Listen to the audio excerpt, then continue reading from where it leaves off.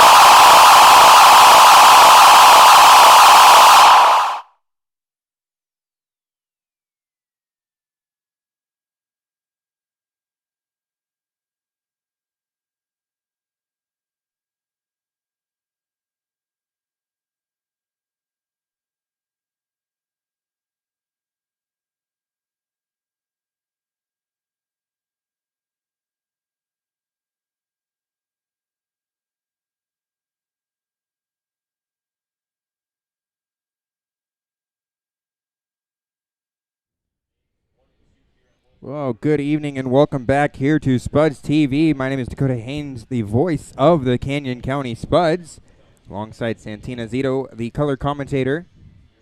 Tonight, the starting lineup for the visiting Spearfish Sasquatch, the shortstop, number 2, Theo Hardy. Batting second, the third baseman, number 17, Johnny McHenry. Third in the lineup, the center fielder, number 28, Ben Parker.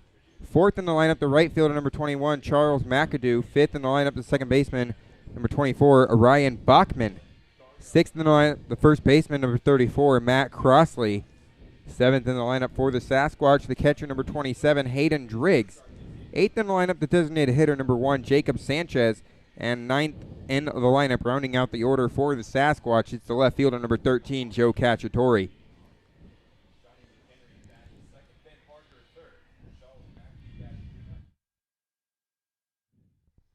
We need to do it before. What inning do you want to do it in?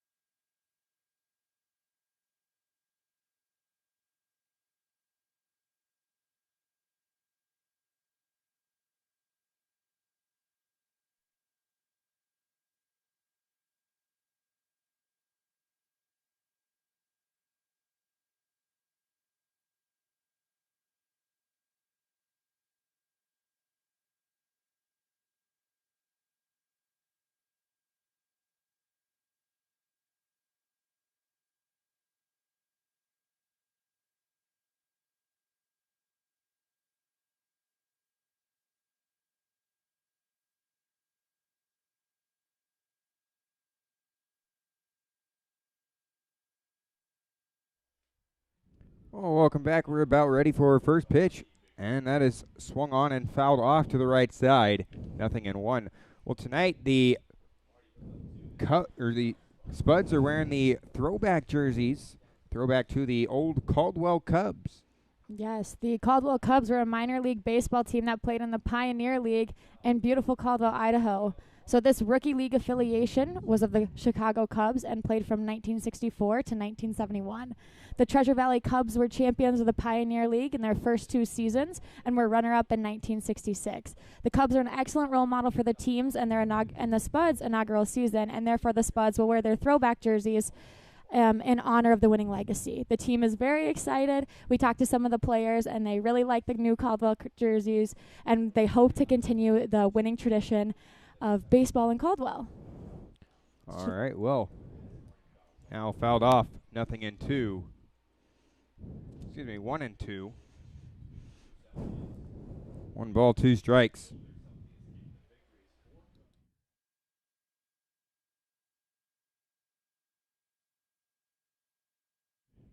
Now swung on and missed for the first strikeout of the night. Dylan Gardner on the mound for the Canyon County Spuds. Dylan from Big Bend Community College.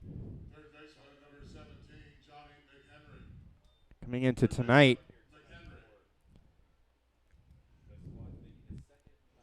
Gardner, fresh off of his 1 relief appearance. That was against the Tommyknockers back on June 9th. He went 4 innings, giving up 8 runs, 7 earned, 7 hits, 3 walks, and 3 strikeouts. Ground ball. Back to second. The shortstop throws across in time for out number 2. Tonight's shortstop for the Spuds, Noah Denny, moving from second to short here tonight. Last night he played second base, but Cole Arnold had the game off yesterday, so now with Arnold back in the lineup at second, Denny will slide back over to short. And we see Vaughn sliding back over to third now. Yes, Cole Arnold was out of the lineup the last 2 nights, as that's low and outside for ball 1. 1 ball and no strikes.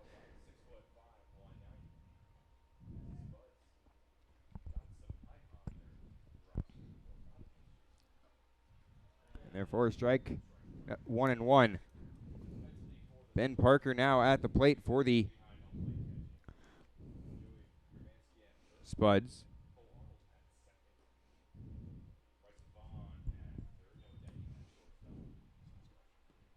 Excuse me, for the Sasquatch against the Spuds. On the mound for the Spuds, Dylan Gardner. 2-1 pitch. Low for ball 3. 3-1.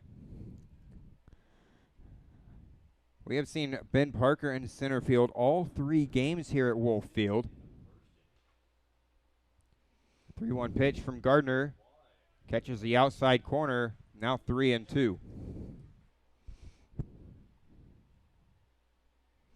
Good job by Cody Vaith on that frame job. He's doing a really good job framing the outside pitches for Gardner today.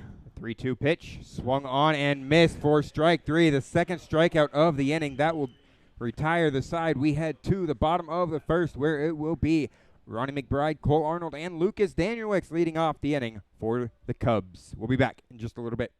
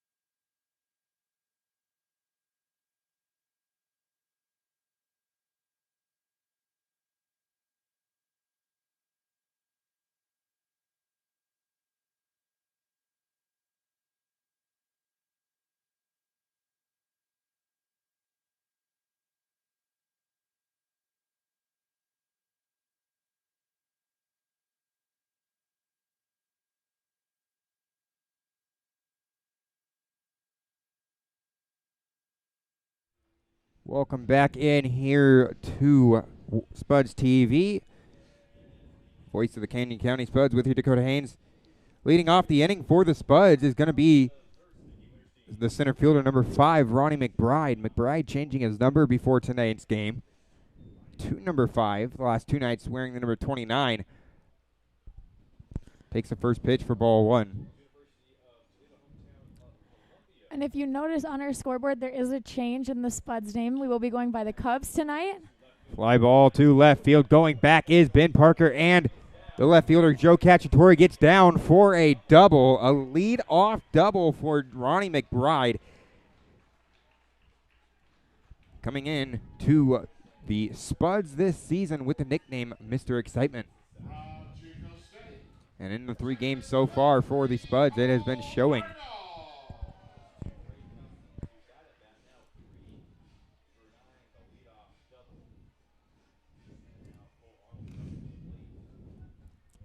Now Cole Arnold comes to the plate, coming into tonight with a .274 batting average, has 1 triple and 4 doubles on the year.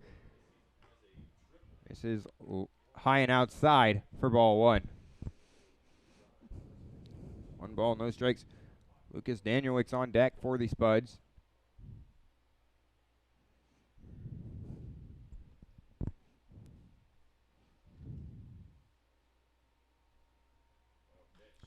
No pitch fouled off to the left side. 1-1 now.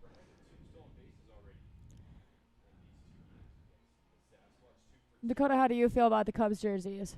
I love them. I think they're so awesome. They look super clean. By the way, Santina, I forgot to, last night's game just went by so quickly, I forgot to answer your question.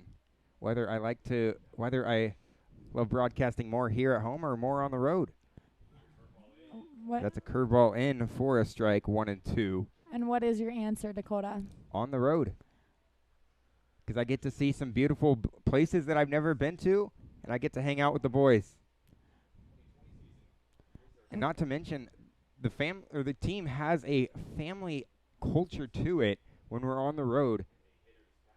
And a lot of these guys, I mean, we haven't seen our families in quite a while. I had the privilege of going back as Cole Arnold strikes out. I had the privilege of going back and seeing my family just a little bit ago for my brother's wedding just before this series. But,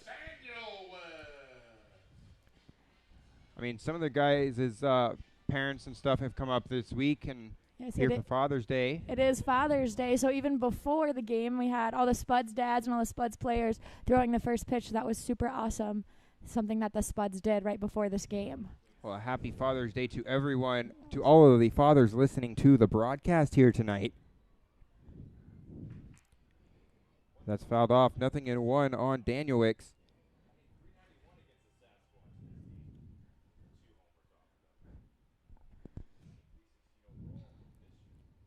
Danielwick's coming into tonight hitting .316, has 2 doubles and 2 home runs as Ronnie McBride cruises into third with a stolen base. His 3rd stolen base of the year. McBride with just such a good base running presence. He is by far our fastest base runner, and he is projected to in his game steal the most bases. He doesn't have them yet, but as he just joined yesterday. Ground ball to the left side of the infield. That's going to get past the diving Theo Hardy. A base hit, an RBI single for Lucas Danielwick. As the Spuds take the 1-0 lead here early on in the game. Yes, and you'll notice again on the scoreboard, the Spuds will be the Cubs as we are wearing our throwback Caldwell Cubs jerseys. The Caldwell Cubs played just a little down the road at Simplot Field, now home of the Coyote football team.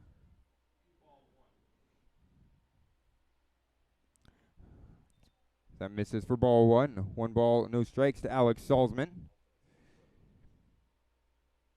Alex Salzman playing left field tonight. We've seen him move around quite a bit in the field. He is caught for us, and he has played first base for us, and now in his 3rd game, he has moved out to the outfield. So just already showing how versatile he is on defense. Friday, he was catching. Yesterday, he was at first base, and now in the left field. That's a big swing and a miss for Alex Salzman, 1-2. Carson Hake on deck for the Cubs.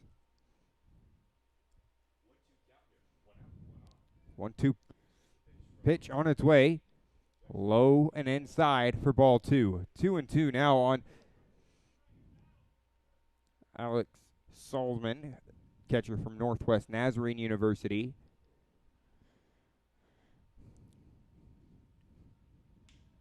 Ricky Winterstein on the mound for the Spearfish Sasquatch. The 2-2 pitch. Called strike 3. That is out number 2 for the Cubs here in this inning. It's going to bring up the designated hitter, Carson Hake. Hake coming into tonight with a batting average of just 148. He's been struggling here early on with the Spuds. Hake's still a pretty new player for the Spuds as he came in late. So we'll see more throughout the season how his batting average evens out after he gets more at-bats, more plate appearances, and a little bit more comfortable with the team.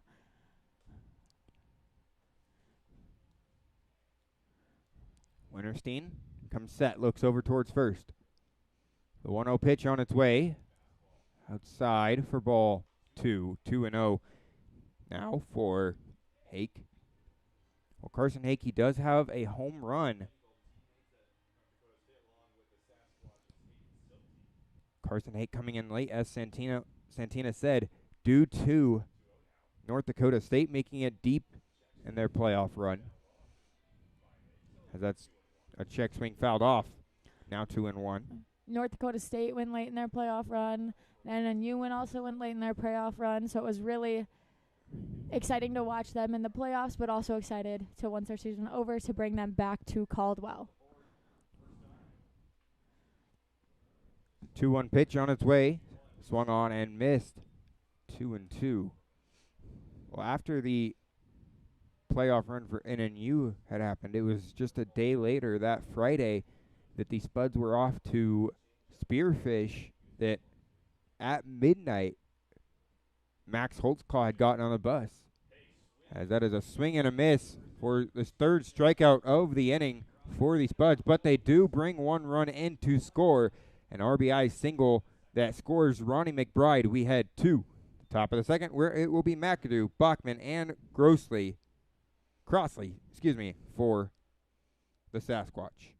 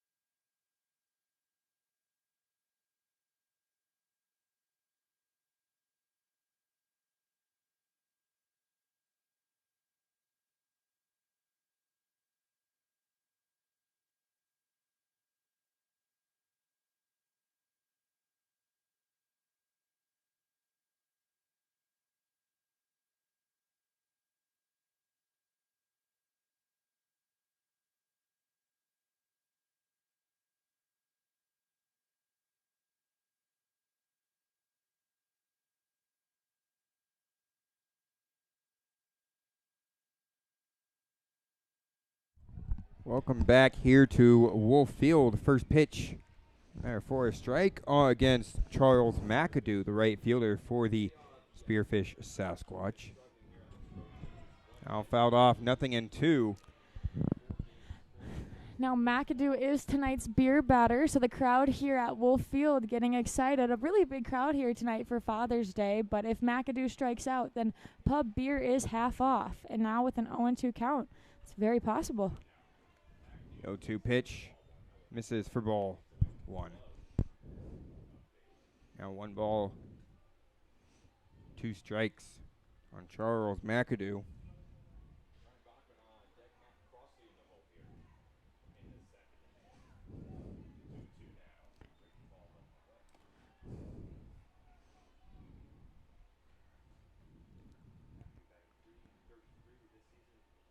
Two pitch on its way. Fouls this one off to the right side and out of play. Once again, 2-2.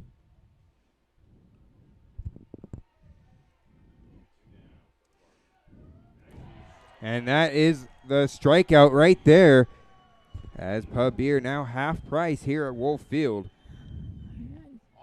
Tonight's crowd, you can see a lot of families just because it is Father's Day, so it's nice to see everyone here, the parents, the kids, and now they can enjoy, or the parents can enjoy, some half-off pub beer for the remainder of the inning.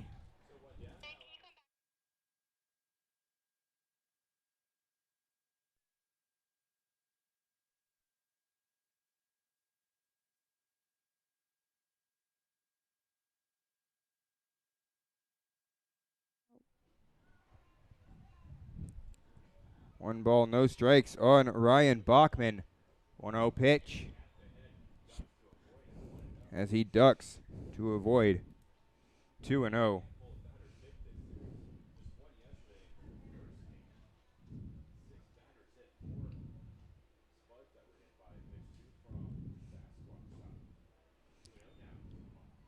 Now misses for ball 3. 3-0 to Ryan Bachman. Bachman, the second baseman for the Spearfish Sasquatch tonight. Had the night off last night. That's going to be a 4-pitch walk for Bachman. Takes away the perfect game here in home game number 12 for the Spuds.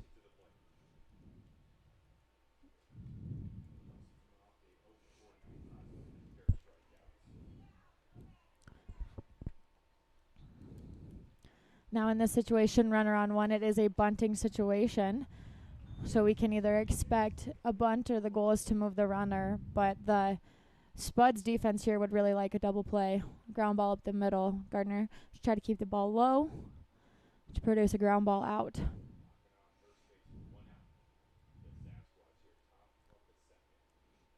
The 0-1 pitch throw over to first, not in time as Bachman gets back safely. Crossley at the plate now. Matt Crossley, the first baseman for the Spearfish Sasquatch. The 0-1 pitch runs inside, almost hits him. He jumps out of the way, 1-1. Fastball just misses inside. Crossley just able to get out of the way, but still in for a ball. 1-1 pitch. Misses upstairs for ball 2. 2-1. Dylan Gardner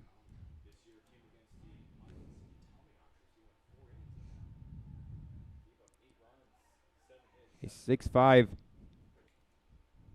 right-handed pitcher. 2-1 pitch runs inside and it hits Crossley. That's the second free pass. 1 out in the inning. Now time called as Dalen Dobish, the assistant coach for the Cubs, out to talk to Gardner. Make sure he's doing okay.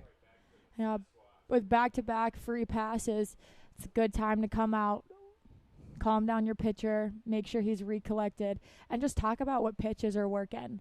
Maybe their plan going into the first changed as the pitches aren't being located or the umpire's not calling them. So bring in both the battery, talk about what you're going to throw, how you're going to face number 27 in Driggs and just recollect yourself. Just a very quick visit. Well, that does bring up the catcher, number 27, Hayden Driggs. Last night, Driggs had a double in this second inning. After that, 0 for 2 with a walk. So 1 for 3 last night for Driggs. The catcher for the Spearfish Sasquatch. And therefore strike. 0-1. Couple of names not in the lineup last night for the Sasquatch. Jacob Sanchez, seeing him for the first time here in this series. Gardner comes set. Looks back towards second. And checks again. The 0-1 pitch on its way. Swung on and missed. For strike 2. Gardner looks to be recollected and finding the zone a little bit better after that talk with the assistant coach, Dobish. Again, still looking for a ground ball because 3 is hot. You can still roll the ball up the middle to outs outs on the bases. Just looking to hopefully turn 2 here.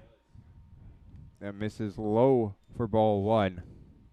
Good block by Vaith to keep it in front, not allowing the runners to advance. Sorry.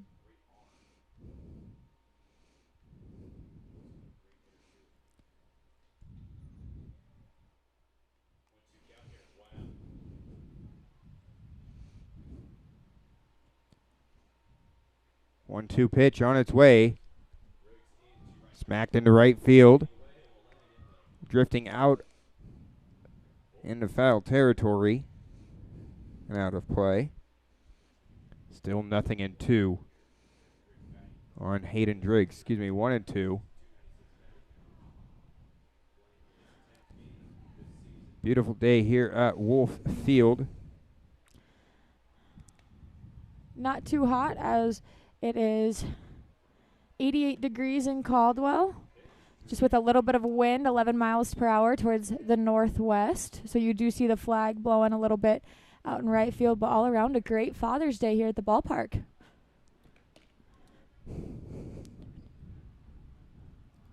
Now 2-2. That misses for ball 2. Hayden Driggs at the plate.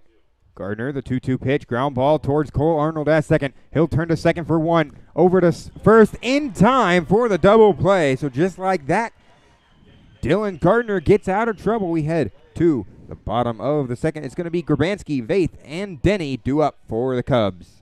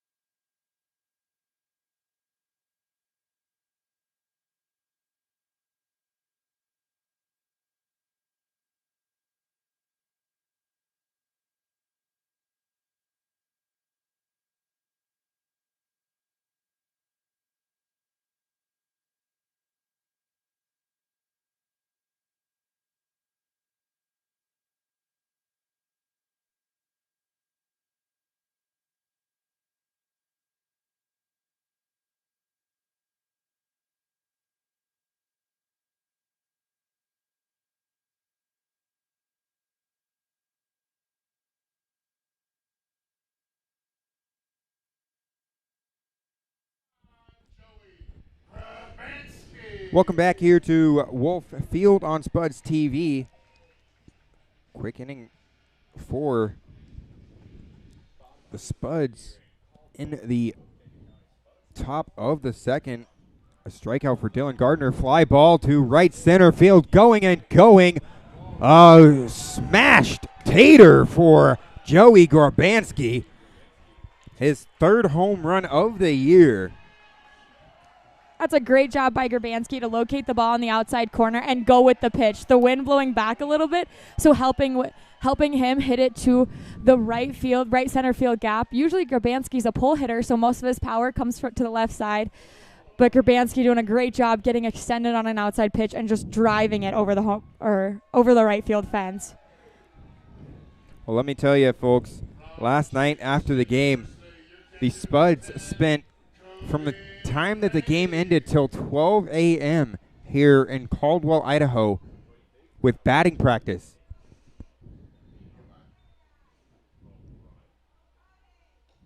That misses outside for ball one. Yeah, the boys seem to be coming in really loose today. Yesterday just having a little bit of fun after the game, staying late. But today coming in loose and just really coming out swinging. That one, ball fouled off Cody Vath's shin. He'll take a moment to shake it off.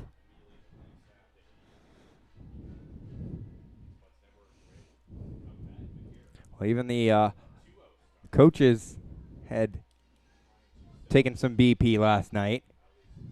Who was better, Dylan Dobish or Sean Walsh? There's no comparison. It's Dylan Dobish. Oh, yes.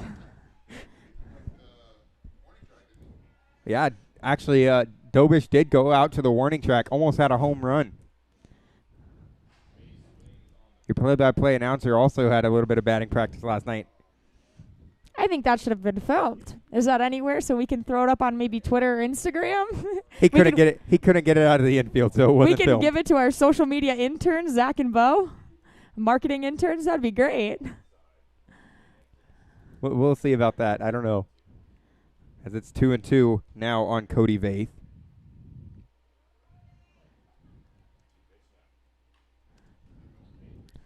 Vath staying alive, taking that pitch a little bit out of the zone and fouling away.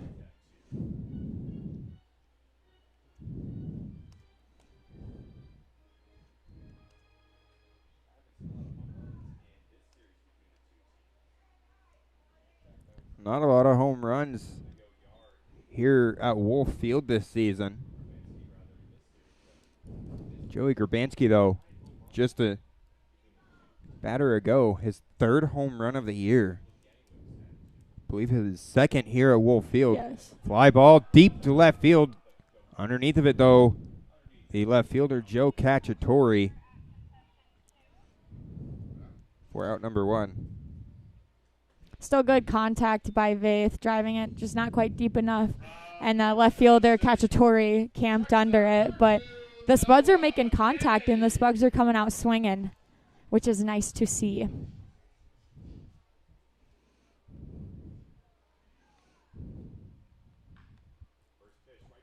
To the left side, it is called fair. And that's going to be a single for Noah Denny.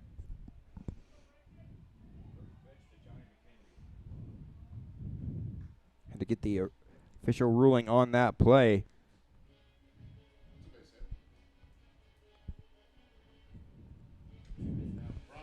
But the Cubs. The ruling is that will be a base hit.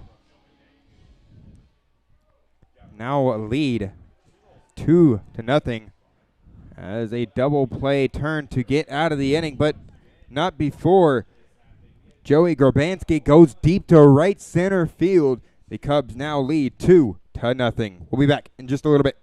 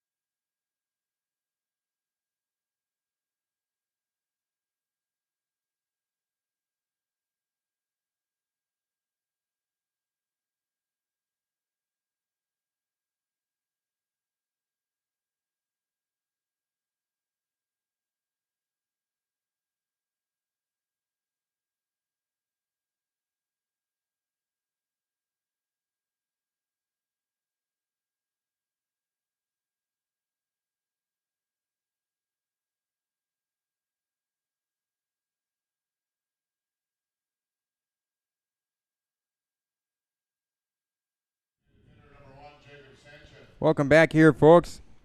Leading off the inning, number 1, Jacob Sanchez, the designated hitter for the Spearfish Sasquatch, as he takes first 2 pitches for balls, 2-0.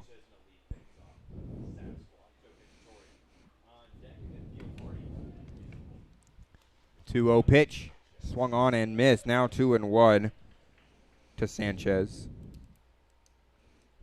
So it's Sanchez, Cacciatore 8-9, and Hardy 1 for the Sasquatch. Swung on and missed for strike 2. Again, 8-9 1.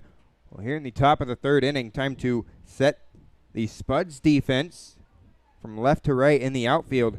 Alex Salzman, Ronnie McBride, and Lucas Danielix popped up on the infield. Grabanski taking the charge and makes the call to make the catch. That's going to bring up Joe Cacciatore. On the infield for the Cubs tonight, it's Bryson Vaughn, Noah Denny, Cole Arnold, and Joey Grabanski from left to right. Behind the dish, Cody Vaith. On the mound, Dylan Gardner, and the designated hitter, Carson Hake.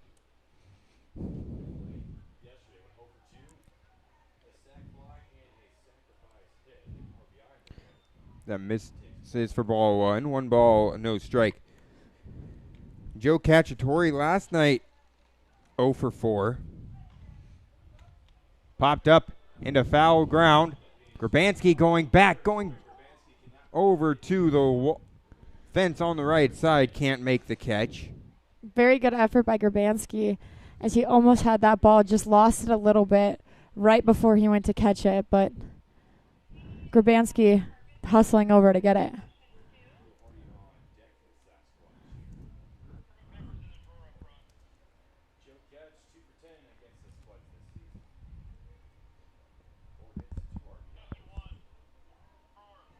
The 1-1 pitch fouled off to the right side and out of play. Joe Cacciatore 2 for 10 against the Spuds this year.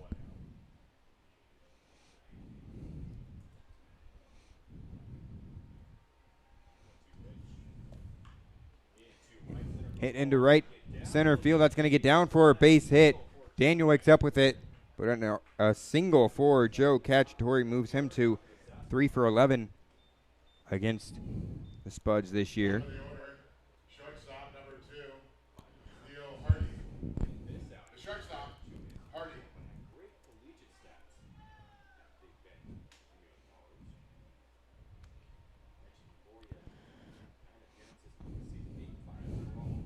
Hardy, a switch hitter, so he's hitting from the left this time. Can hit from both the left and the right. Last time struck out swinging against Gardner.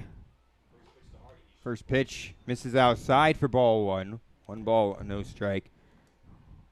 Hardy did square around to bunt. This 1 out, runner on 1, a bunting situation. So the Spuds defense can be ready. Well, we have Joey Grabanski's dad listening in the live stream today.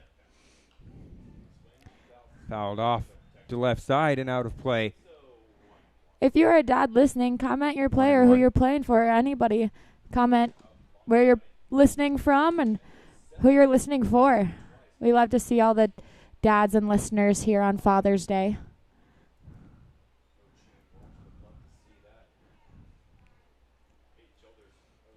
The 1-1 pitch outside for ball 2. 2-1.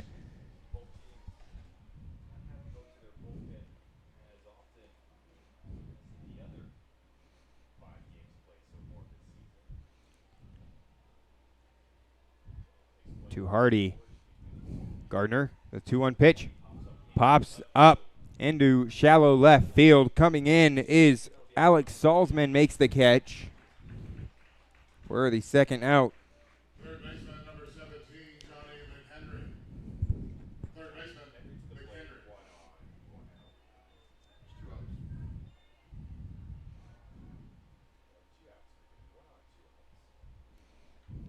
1 on with 2 out. Here comes Johnny McHenry. Last time up, he grounded out 6-3. Gardner comes set, throws over to first.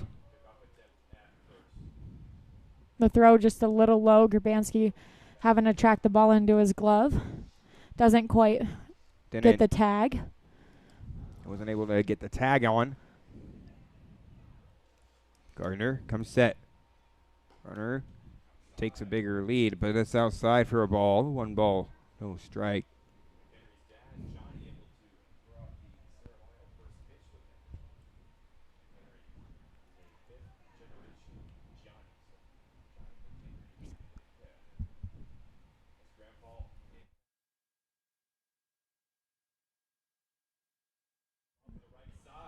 Through to the right side.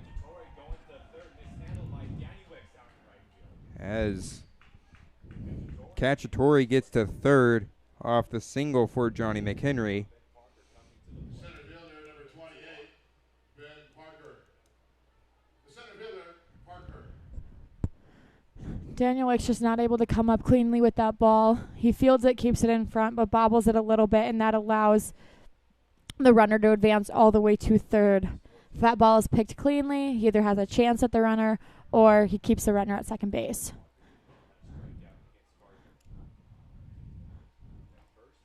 Outside for ball. No, excuse me, catches the corner for a strike. Outside corner.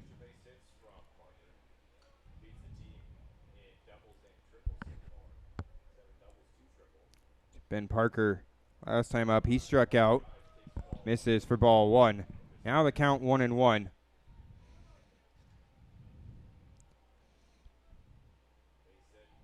Parker struck out swinging to end the inning back in the first. Gardner looking to get out of the jam once again. 1-1 pitch on its way. Runner off to second, ground ball up the middle. The short Arnold has it and can't make a play. Cacciatore comes in to score. It's now 2-1 Cubs lead.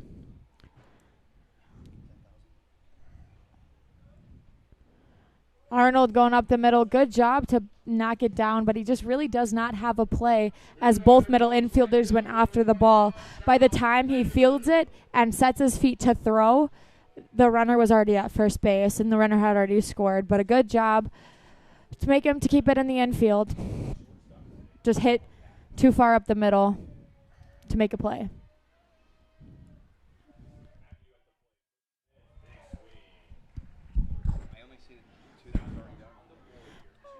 0-1 now, the count on McAdoo. McAdoo is our beer batter for tonight, so runners on first and second.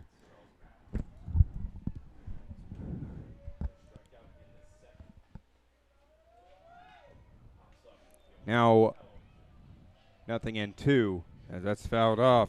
Charles McAdoo, he struck out back in the second inning. Tonight's beer batter. Playing right field for the Sasquatch. Gardner steps off, time called. Well, Dylan Gardner from Big Bend Community College. His dad is actually listening in tonight. From Nashville. The 0-2 pitch off the mound. As it's going to be bases loaded now. Gardner's going to take a moment, walk it off. It hit him in the bottom of the foot. Good job to keep it in the infield and not have any runs score, but also hit him right in the ankle, right in the foot, so he's going to take a moment. We'll see if he's okay. I know he didn't mean to do it, but he did save a run, being able to get his foot on it. And now the bases are loaded instead of the score tied. He's thrown a couple pitches, seems to be okay. Might want to get some action down, warming up in the bullpen just in case, though. Once again, bases loaded, 2 outs in the inning. Cubs currently lead 2-1. Once again, the Canyon County Spuds wearing their throwback Caldwell Cubs jerseys tonight. That gets in the dirt. Faith shuffles over to the right. Gets in front of it as the runner from third does not try to advance. Johnny McHenry. That ball gets a little away from Vaith, but he keeps it close enough to him to where the runner didn't get enough jump and could not score. So good job by Vaith tonight behind the dish, blocking some balls for our pitcher. 1-0 pitch. Misses for ball 2. Now 2-0 on Ryan Bachman.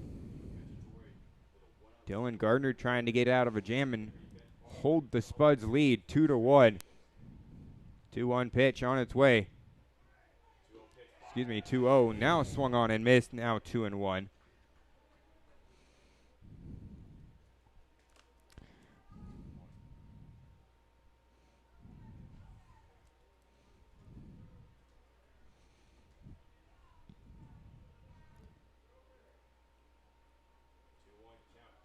Gardner comes set, now steps off. 2-1, 2 out in the inning. Bases loaded. The score's 2-1. Cubs lead.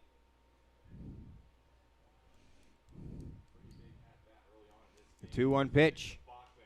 Fouled off to the right side and out of play. Now 2-2. So 2s across the board. 2 balls, 2 strikes, 2 outs. And for the Canyon County Spuds, or the Caldwell Cubs, 2 runs. The 2-2 pitch.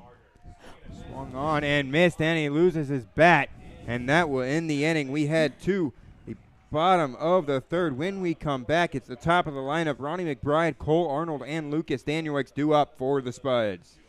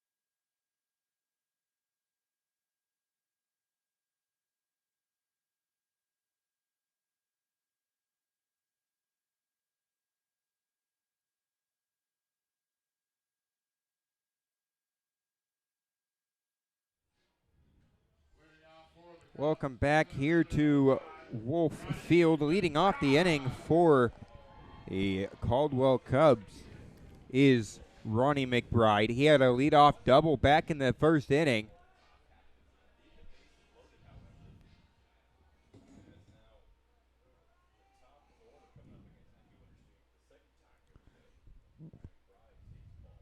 That misses for ball 1. 1 ball, no strikes.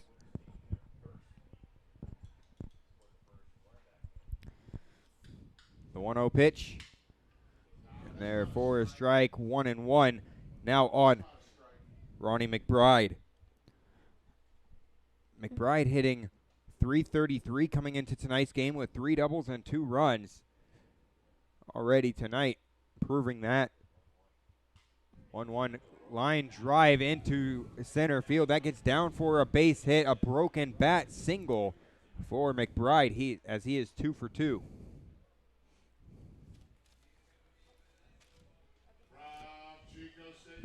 McBride already with 2 broken bats. We have to keep tally. We've talked about our broken bat award, and that is his second. I don't know if anybody's going to be able to come back and beat It's a long season. We got a lot of games Kane left. Ross. McBride's going to get the most at-bats. I believe he can. I don't know. We'll see, but first pitch to Arnold, a breaking ball in there for a strike, 0-1.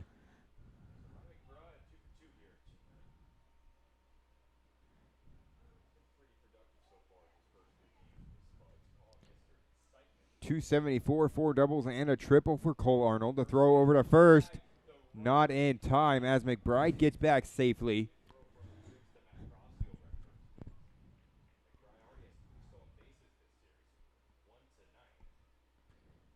Ronnie McBride, 3 games, 3 stolen bases already. Stole third already tonight. Ground ball down the third base line, foul.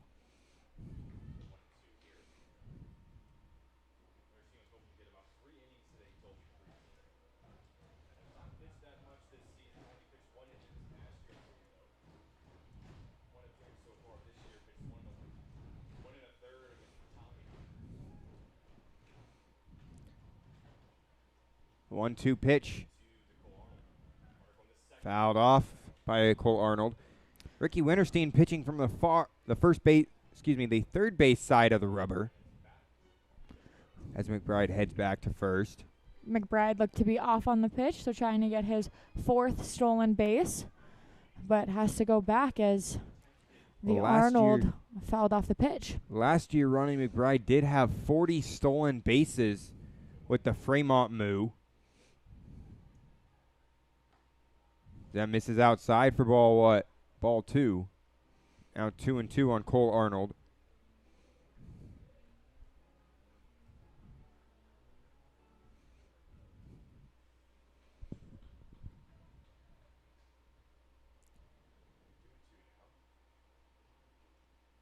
Winterstein comes set. The 2-2 pitch on its way.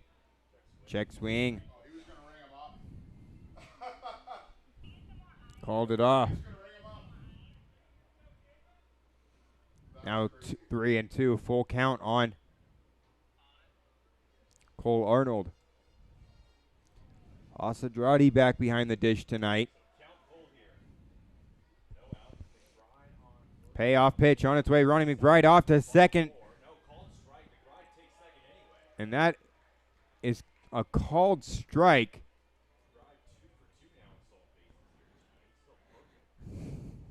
Cole Arnold kind of confused about that one. But the runner does get down to second on the stolen base.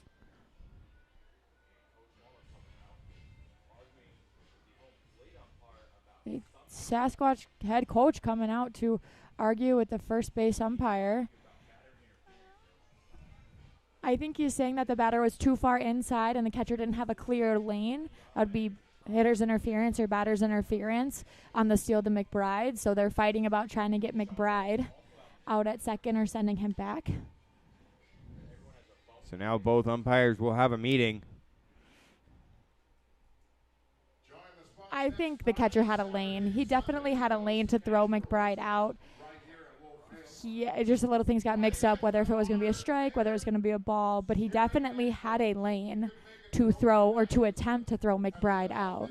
Friday night, June 25th, the mayor will throw the first pitch. Very excited to have the mayor here at Wolf Field. That's next Friday, Saturday, and Sunday. Come see the Casper Horseheads battle against your Canyon County Spuds. Now a long conversation for the umps. Oh, they are going to give it to him. They're going to call both the batter and McBride out at second, so that'll be credited as a double play. But Sean Walsh coming out and arguing with the umpire now. Sean out there defending his guys. Talking to Asa Dradi.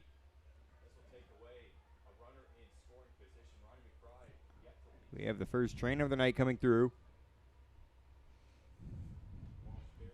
Good time for a rally train as we're up 1 run in the bottom of the third, but there will be 2 outs. Wow. So 2 outs in the inning. Ronnie McBride has to go back to first base. Ronnie McBride is out. Oh, Ronnie is out. What? Yes, on a batter's interference if they do not give if the catcher does not have a lane Not sure to about that, throw, but okay. then the runner will be out and not sent back.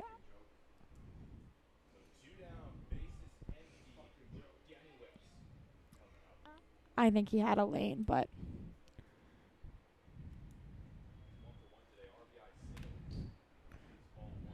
Takes ball one. Lucas Daniewicz coming into tonight, hitting .316 with 2 doubles and 2 home runs. As we take a look around the Expedition League scoreboard here on this beautiful Sunday, Father's Day. We'll do that in the next half inning, as that is caught by the second baseman, Bachman, for out number 3. We head to the top of the 4th, and we will be back.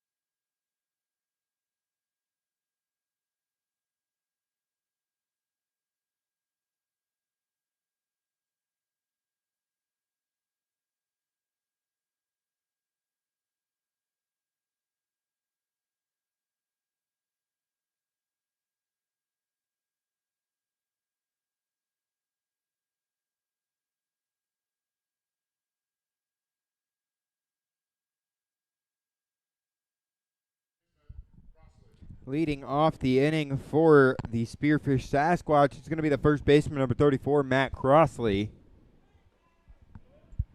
As he takes this one inside for ball 1. It's the 4th inning here at Wolf Field. The Spuds lead 2-1. low and outside, misses for ball 2.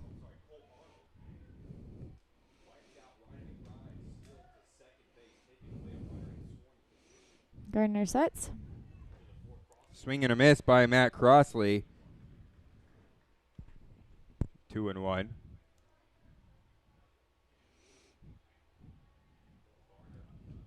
Gardner. 2-1 pitch. Fouled off to the right side. 2-2.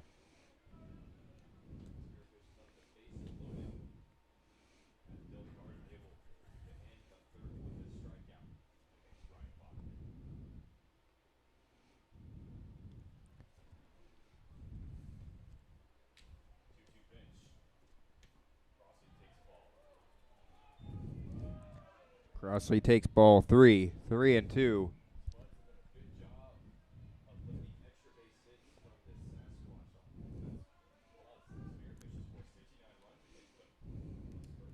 Three-two pitch.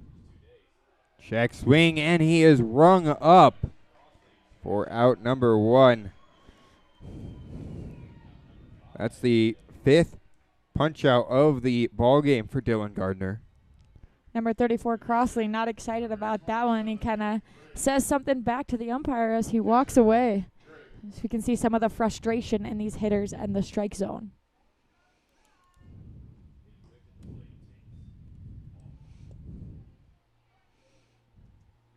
Ball one upstairs on Driggs.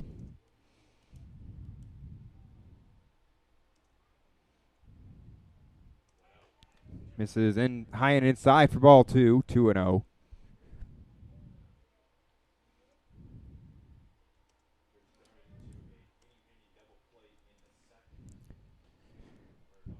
Two-zero pitch. Inside for ball 3. Off the glove of Cody Vaith. Out. 1 ball, no strikes. Well, it's Crossley, Driggs, and Sanchez. Driggs at the plate right now. He takes this one inside for ball 4, so a 4-pitch walk for Dylan Gardner. Designated hitter, Sanchez.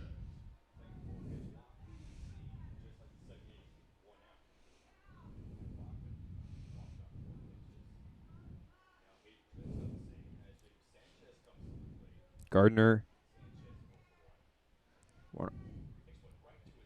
First pitch to Sanchez, hits him in the shoulder. Now 2 on for the Spearfish Sasquatch.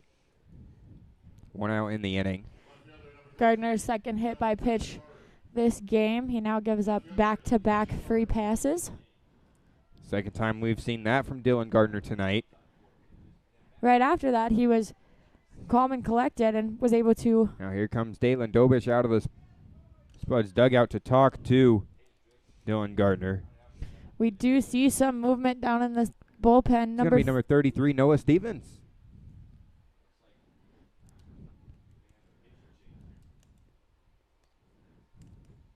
Noah Stevens, 3-time Spuds MVP. He has 3 wins on the year. The most of any Spud this season.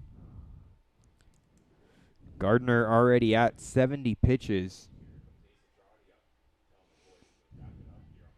Gardner has gotten himself into a couple of jams with free passes, but so far it's worked out, and he's gotten himself out of it as the Cubs or the Spuds lead 2-1 still. Looks like he's going to stay in there after the meeting.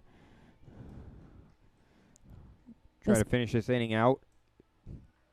Give some time for Stevens to warm up in the bullpen.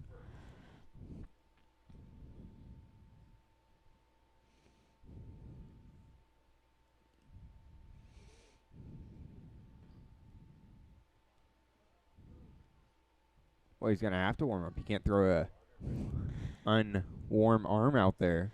Absolutely not. Fly ball.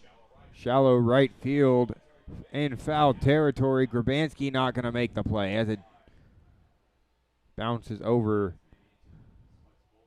the VIP section down the right field line.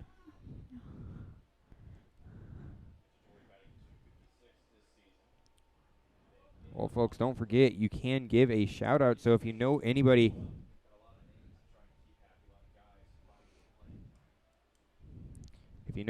watching tonight's game, you can give $1 for a shout-out, and that you can do that to at Spuds PXP on Venmo. All proceeds go towards improving the broadcast. That's outside for ball 1. 1 ball, no strike.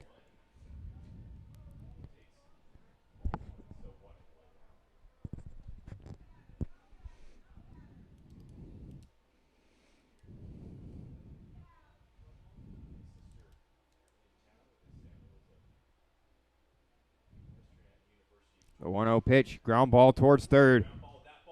Diving is Vaughn and Denny, but it gets through the hole.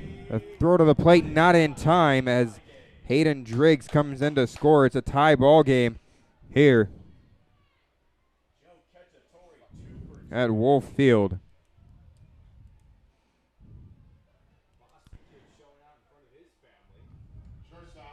That ball just getting past 2 Spuds players. Salzman comes up, makes a good, accurate throw to the catcher, but just not in time as the runner was a little bit too quick. Slides in safely. Score now tied.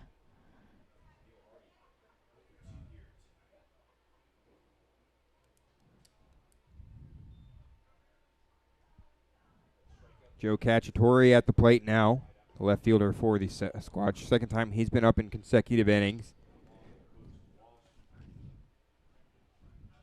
Excuse me, Joe Cacciatore had the base hit. It's Theo Hardy.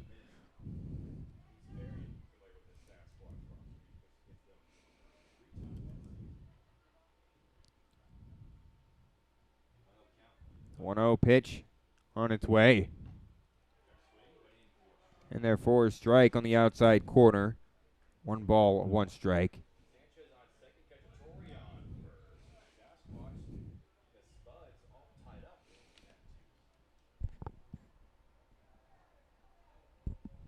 The 1-1 pitch on its way. Popped up and out of play. Now 1-2. 1 ball, 2 strikes on Theo Hardy. Dylan Gardner looking to get out of the jam. Once again, 1 out in the inning, 2 on for the Sasquatch. Noah Stevens warming up down in the Spuds bullpen. 1-2.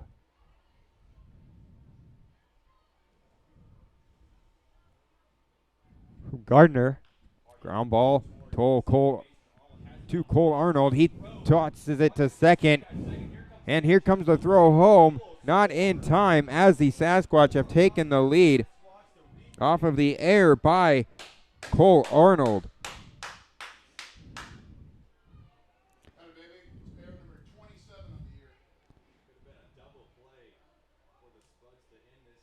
That's going to be it for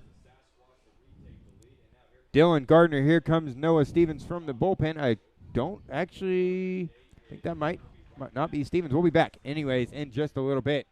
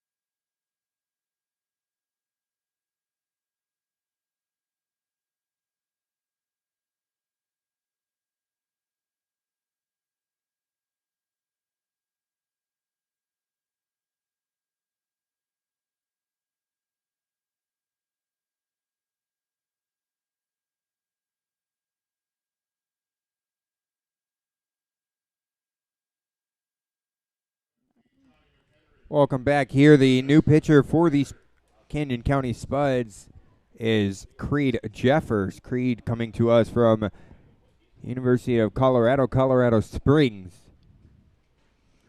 This is outside for ball one.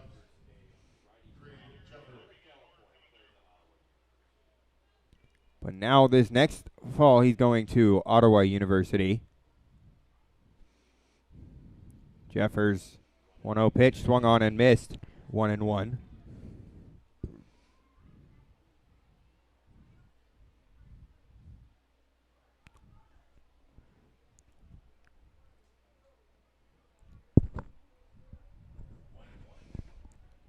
One ball, one strike. The score right now, 3-2, Sasquatch lead. In the dirt for ball 2, 2-1.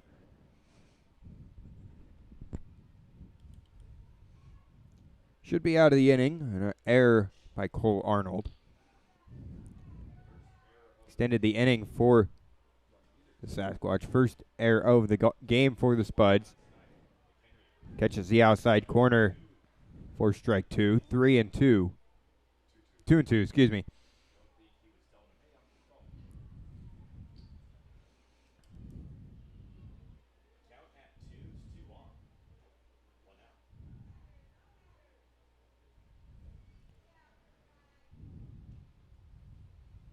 Time called by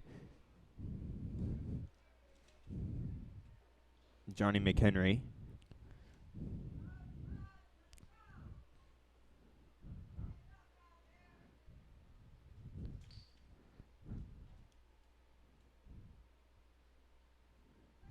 Three-two pitch, 2-2 pitch, misses outside for ball 3. Now 3-2. Some more action down in the Spuds bullpen. Looks to be number 17, Peyton Childers. Can't be Childers. He just started yesterday.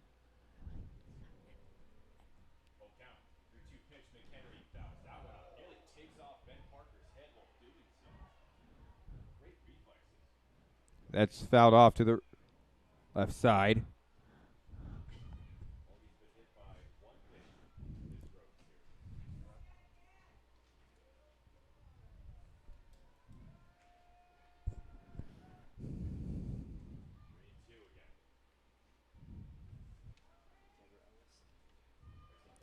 Runners off.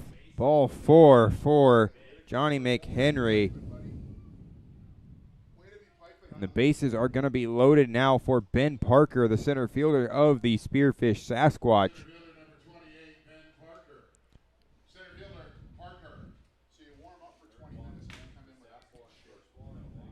Down there in the bullpen, number 37, Evan Massey.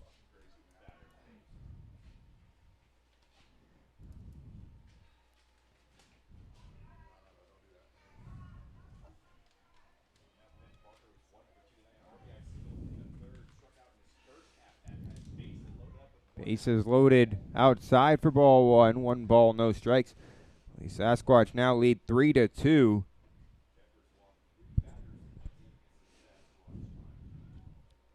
A double play would look really nice right here.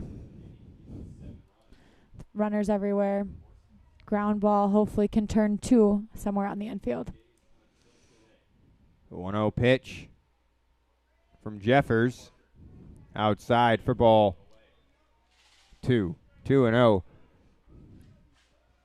Well, for the Spuds, it was an RBI single for Lucas Danowicz in the first inning and a home run by Joey Grabanski in the second. For the Sasquatch, they've gotten their 3 runs in the last 2 innings fouled off. Now 2-1.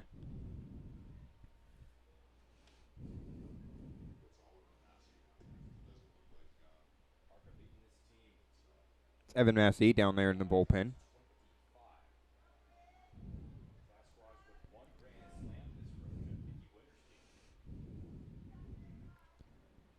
Two 2-1 pitch from Jeffers. Fouled off to the right side. Now 2-2. 2 out. 1 out in the inning, excuse me. Looking at the inning previous. or on my score sheet.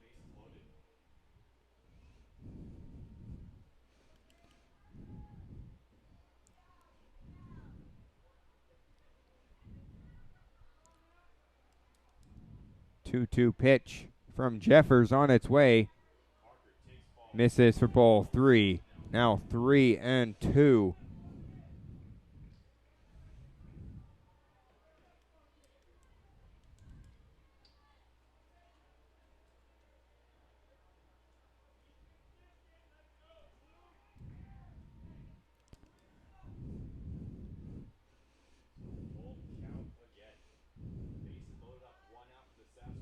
The 3-2 pitch. Outside for ball 4. So it's back-to-back walks for the Sasquatch hitters. And it walks in a run.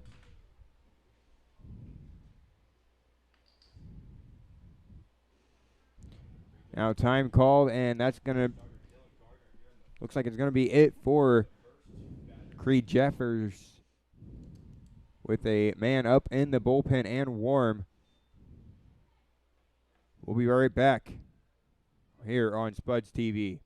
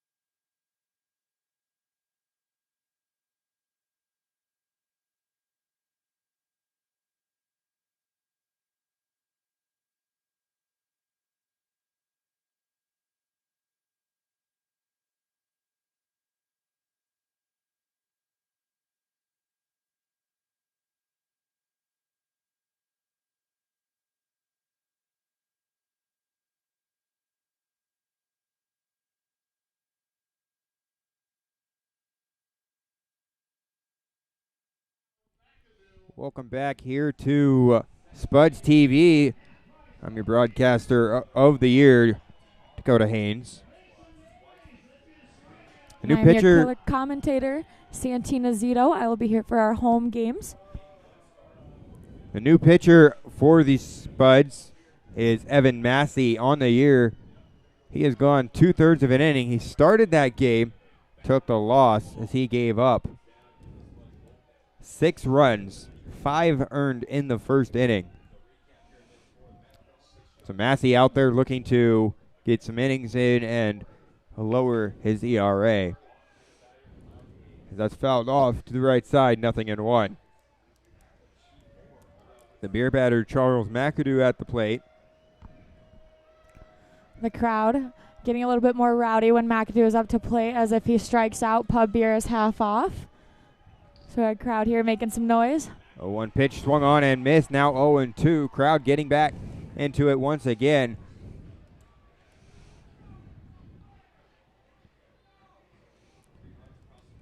Crowd hyped up here at Wolf Field. A nice crowd out for Father's Day. A lot of people in the stands. Fly ball.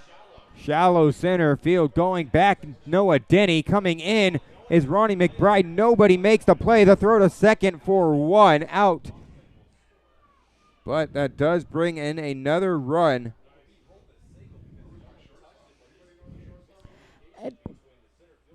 No one really close to that ball enough to make a grab on it. Seemed to be a couple of miscommunication between McBride, Denny at short, and Salzman. And Well, that should have been the shortstop's ball right behind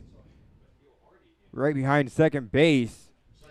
see, looks like he just didn't get a good jump on the ball, and that'll fall in for a single.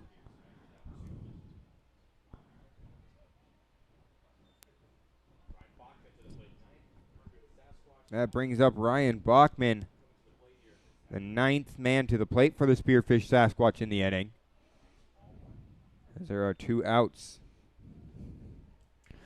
McBride able to come up with that ball that fell in between the 3 fielders and get the fielder's choice at second. So the runner will be out at second base and now have runners on the corners.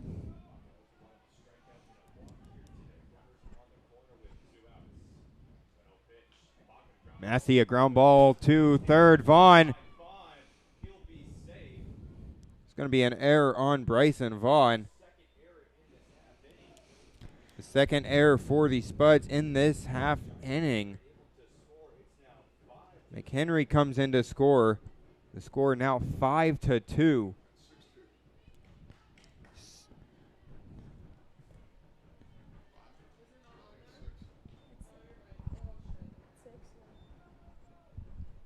First baseman number 34, Matt Crossley.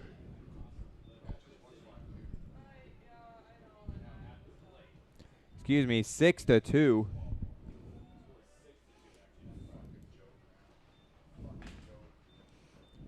As the Sasquatch have now batted around here in the inning.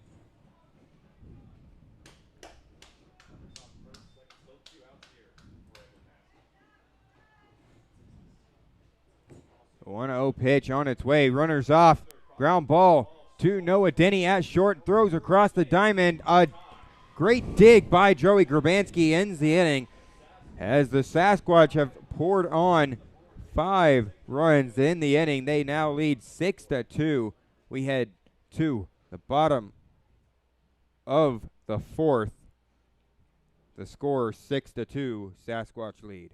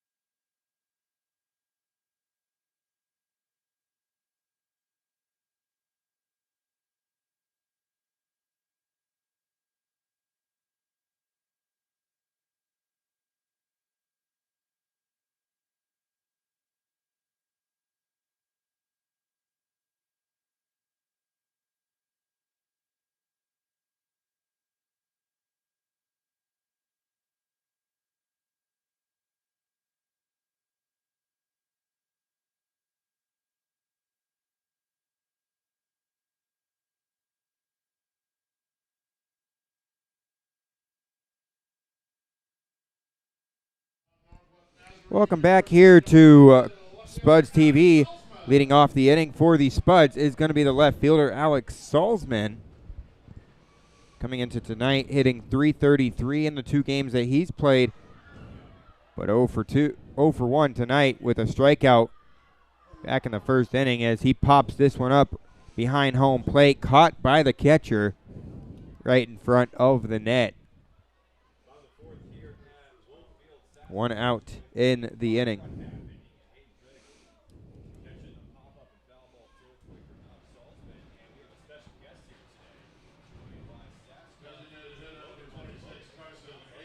Now that brings up the designated hitter, number 26, Carson Hake.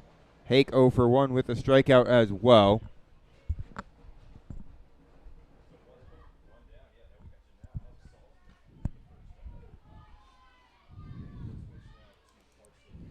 First pitch in there for a strike, nothing in 1.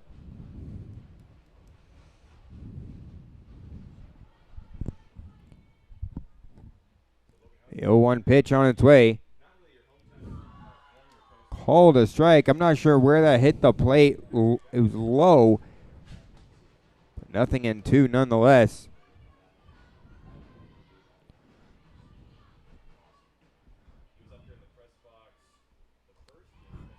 0-2 pitch. Misses for ball 1. 1 ball, 2 strikes. Well, Carson Hake coming into tonight hitting 148 with a home run. Looking to turn his bat around. Winterstein still out there on the mound for the Sasquatch. Misses inside for ball 2. 2-2.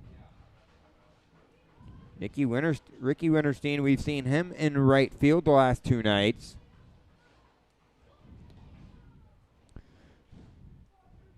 One of the two-way players for the Sasquatch.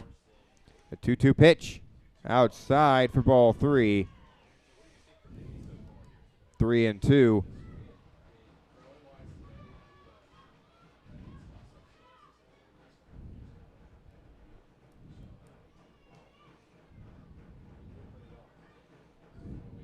Now Ricky, 3-2 pitch. Fly ball to right side, out of play as that hits the VIP section.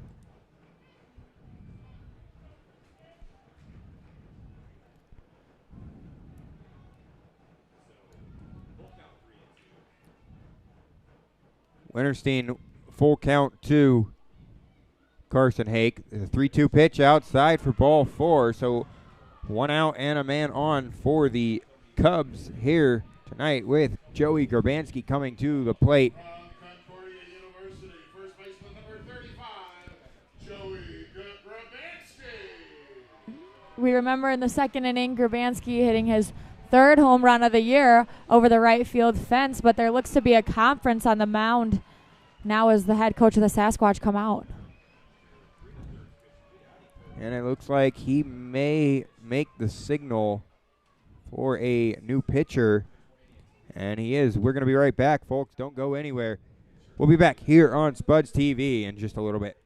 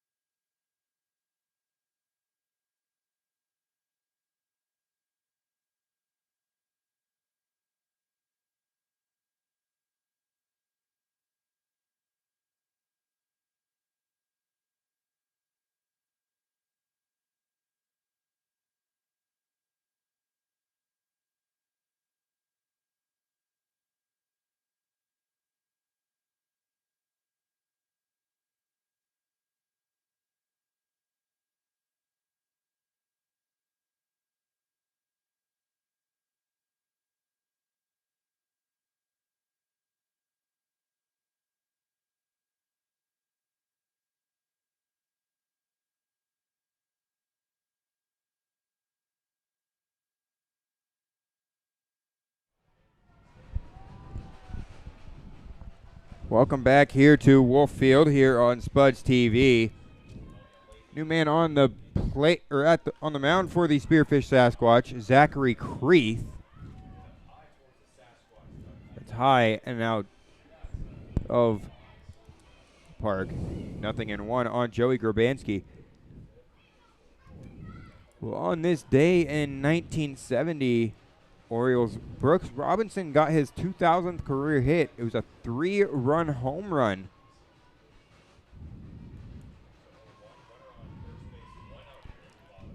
Creeth comes set, looks over towards first. The 0-1 pitch on its way.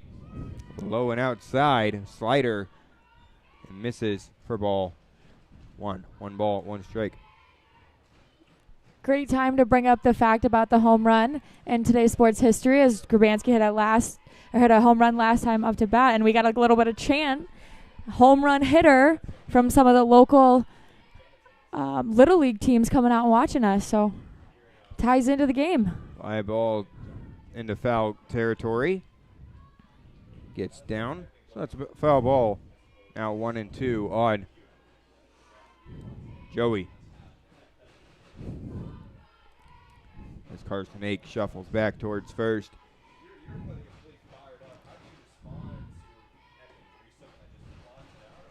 Well, Joey Grabanski, 3 home runs on the year. Man on first base, 1 out in the inning. Looking to get a base hit here. The 1-2 pitch. Ground ball towards short. Now over to first.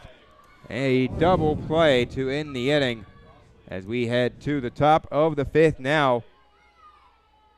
We'll be back in a little bit.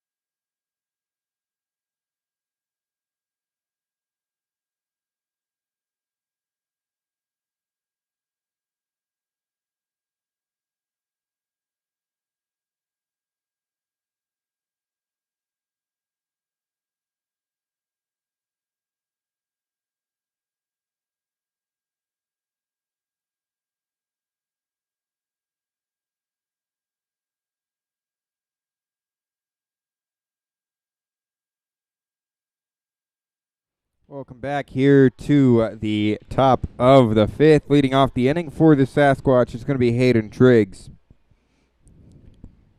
Triggs walked in the last inning in the 4th. So the score now 6-2.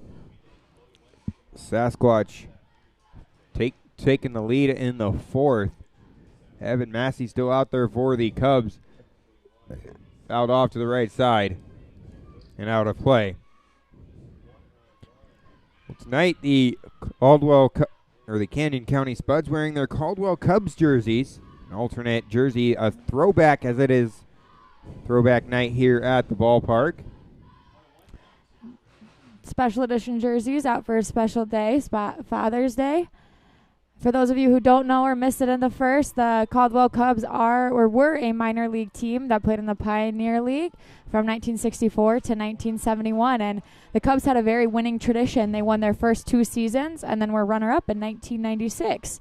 So hoping the Caldwell Cubs jerseys spark a little bit of rally into the Cubs and spark some winning energy.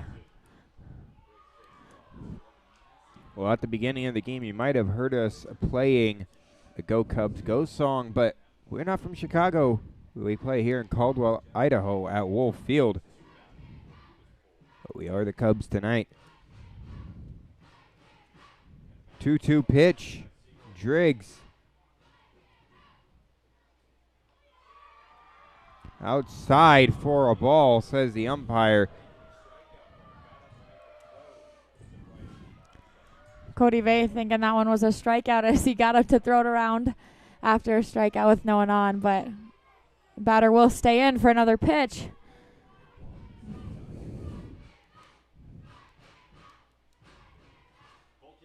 Full count, the 3-2 pitch outside for ball 4.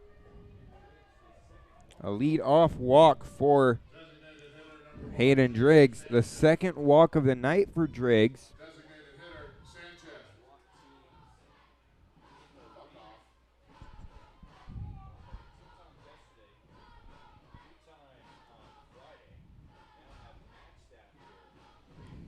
Now that brings up Jacob Sanchez. Swung on and missed. Nothing in 1.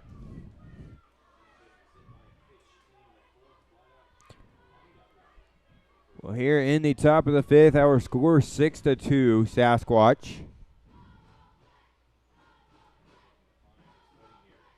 The 0-1 pitch, fly ball, center field. McBride underneath of it. He'll make the catch. 1 down in the inning. That's going to bring up Joe Cacciatore, the left fielder for the Sasquatch. He is 2 for 2 with 2 singles on the night, as the Spuds currently trail 6-2 here at Wolf Field on a beautiful Sunday afternoon.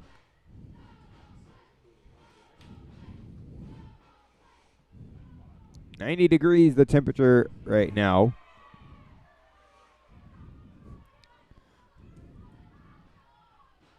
That's in there for a strike, nothing in 1.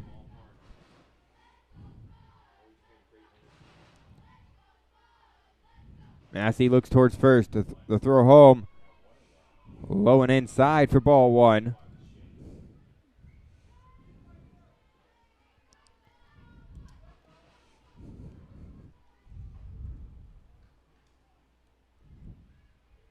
Massey, a left-handed pitcher. Pitching from the third base side of the rubber. Flings it home inside for ball 2. Now 2-1. Once again.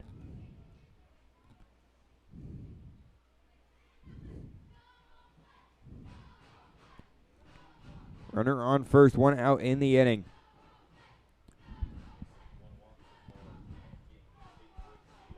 Two, 1 pitch. Ground ball towards short. Denny, the throw to second in time for 1 over to first. Not in time for the double play. But the Spuds do get the leadoff man. Good job by Denny and Arnold to go up the middle and get the lead runner.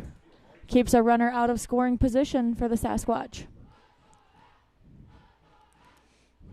Well, after tonight's game, the Spuds have the day off tomorrow.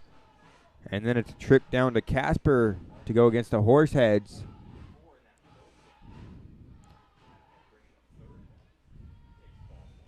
That misses for ball 1. 1 ball, no strikes. Take a look at the standings in the Expedition League. The Western Nebraska Pioneers now first place in the Clark Division. And Soares Valley first in the Lewis Division. Spuds coming into this game with a record of 6-16. Spearfish a record of 15-16.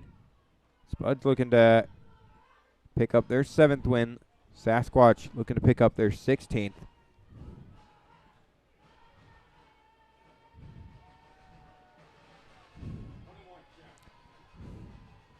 The 1-1 pitch on its way from Massey, swung on and missed. Now 1-2 to Theo Hardy.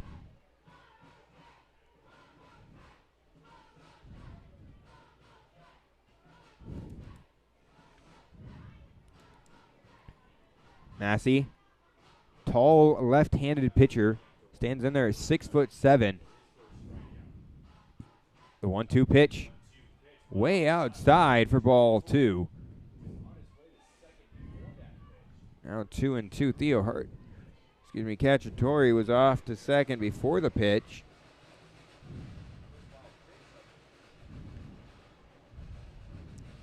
That's just the first wild pitch of the evening.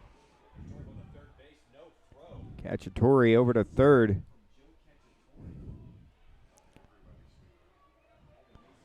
Stolen base for Cacciatore.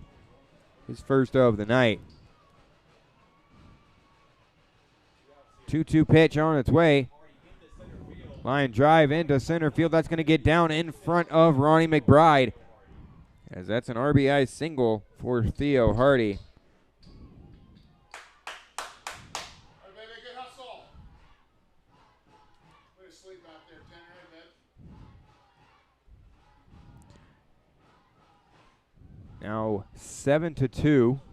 The score here at Wolf Field.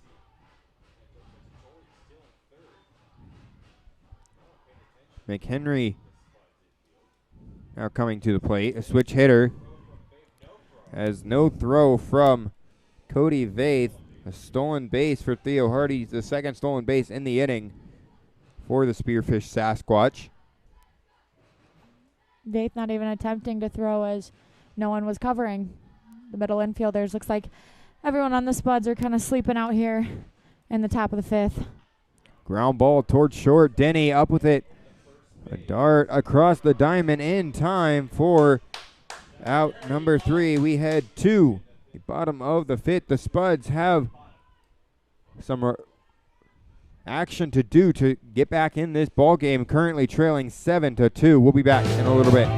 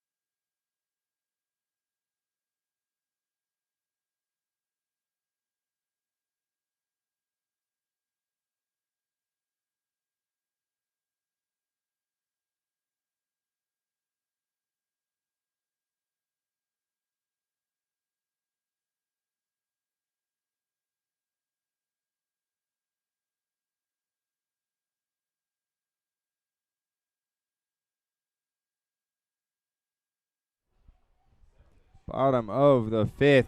Cody Vaith leading off the inning for the Spuds.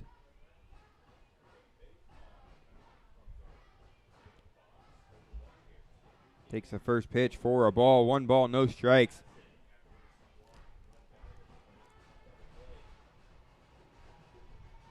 The 1-0 pitch on its way. Inside for ball 2. 2-0.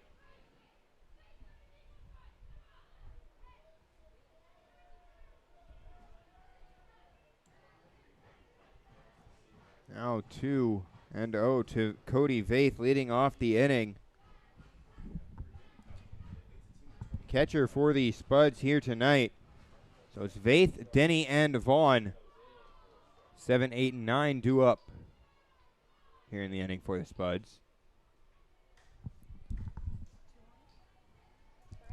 The count now 2-1. Well, this is the 12th home game for the Spuds here at Wolf Field. Visiting game number 14 for the Spearfish Sasquatch. As the home plate umpire says, Vaith went around 2-2.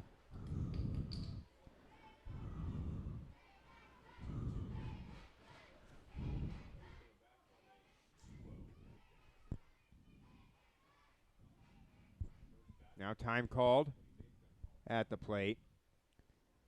2-2.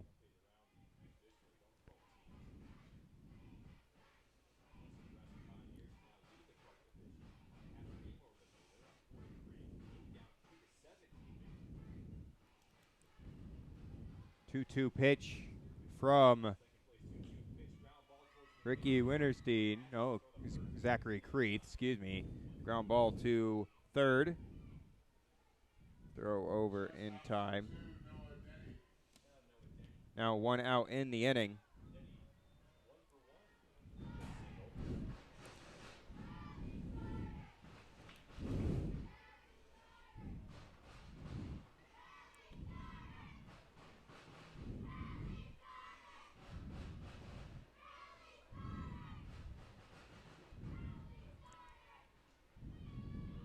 That's going to bring up Noah Denny. He had a base hit back in the 2nd inning. Looking to get on base and start a rally here for the Spuds. The 0-1 pitch.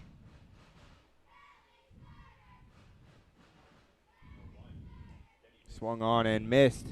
Now 0-2.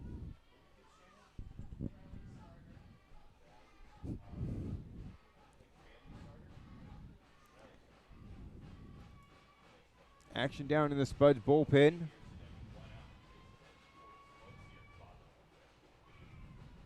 It's like number 33, Noah Stevens. Ground ball to first base. Up with it is Matt Crossley. He steps on the bag himself.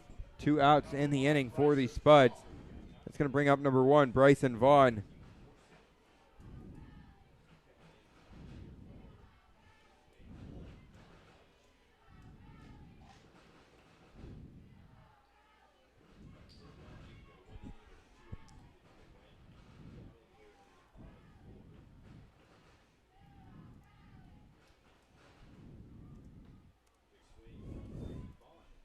Big swing and a miss by Bryson Vaughn.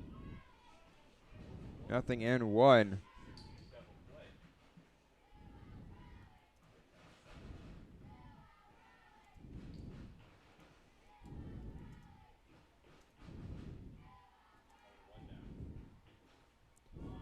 This is inside for ball 1. 1 ball, no, 1 strike.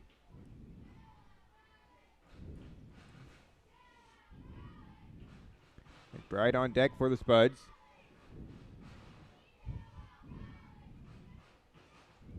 One pitch. Fouled off and out of play. Now 1-2.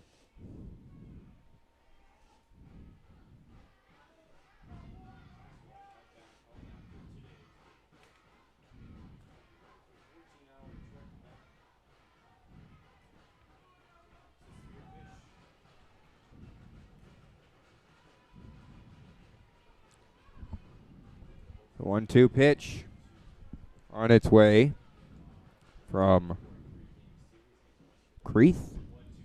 Popped up on the infield by Bryson Vaughn. Matt Crossley going to make the play.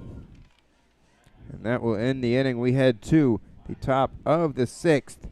Already the 6th inning. When we come back, we'll be after this commercial break.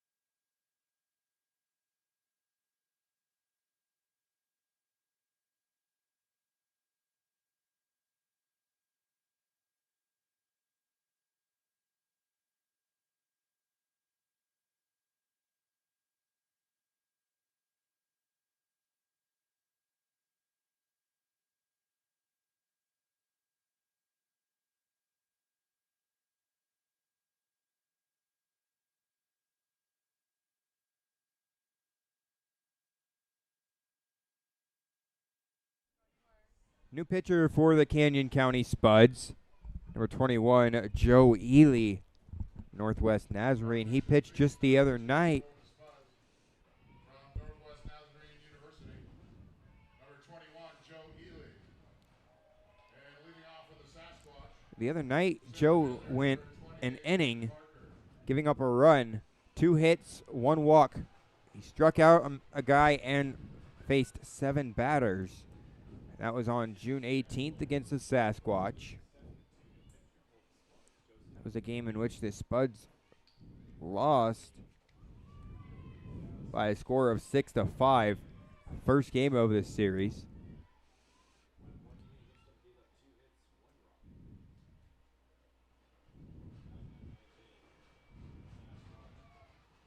The 0-1 pitch, ground ball towards third. Vaughn, a throw across the diamond. Grabansky keeps it in front of him. Yeah, Grabansky diving to his backhand side as the throw is a little bit towards right field. Pulled a little bit that way. Grabansky making a great play, diving off the bag with the snag.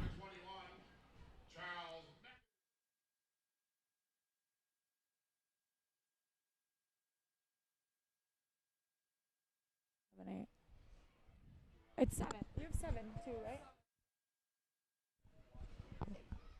Ely. This one fouled off, nothing in 1.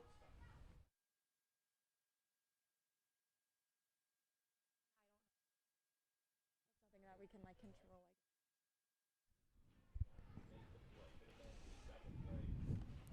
Ely looks back towards first. The 0-1 pitch on its way home. Fired upstairs for a ball. 1 ball, 1 strike.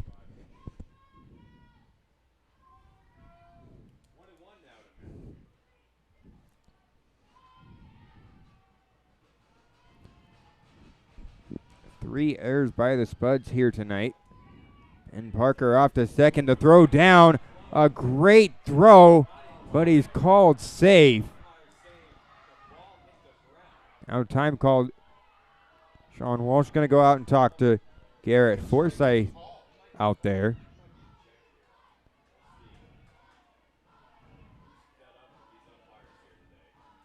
The umpire not even allowing Walsh to talk, sending him back to the dugout. Head coach not too happy about that one. Well, the pitch called a ball as well, so 2-1.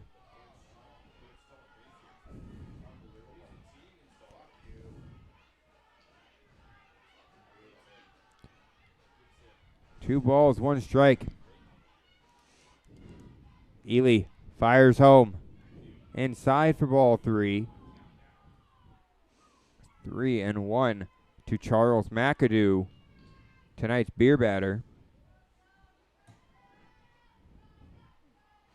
Ely comes set. The 3-1 pitch on its way. In there for a strike as he was about to take first. Now 3-2. Threw his bat backwards as if he was going for the walk. Yeah. That's not a very fun feeling as a batter when you think you got walked. And then you have to stand back in there for another pitch. It's kind of embarrassing a little bit. Well, especially when you're the beer batter. The 3-2 pitch popped up and out of play. Now McAdoo having to stay in there for yet another pitch. Still 3-2. Every team in the Expedition League has a beer batter. That has to be so much pressure when you go up to the plate and everyone's chanting strike out like they are at Wolf Field here. 3-2 pitch. Hit down the left field line. Off the wall. Salzman picks it up, and that is a one-run double for Charles McAdoo. So now the score 8-2. Sasquatch lead.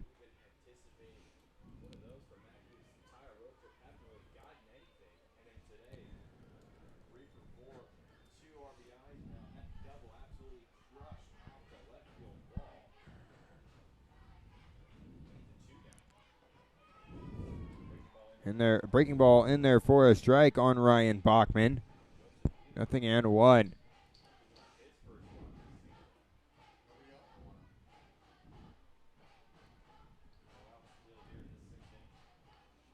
The 0-1 pitch. Fouled off to the right side. 0-2.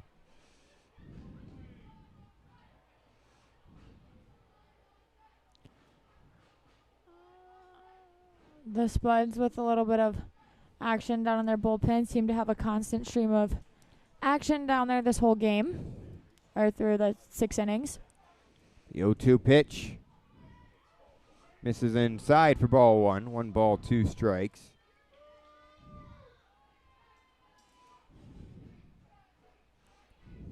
Ely out there on the mound for the Spuds. 1-2 pitch. Swung on and missed for strike 3. He's retired on the swinging strikeout. First out of the inning for him.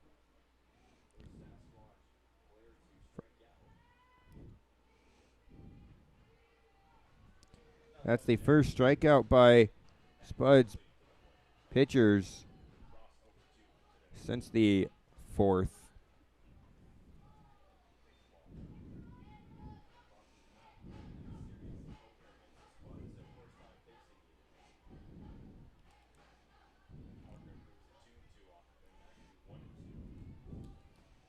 Joseph Ely from Caldwell, Idaho. So playing for his hometown team here. That's fouled off. 1 ball, 1 strike.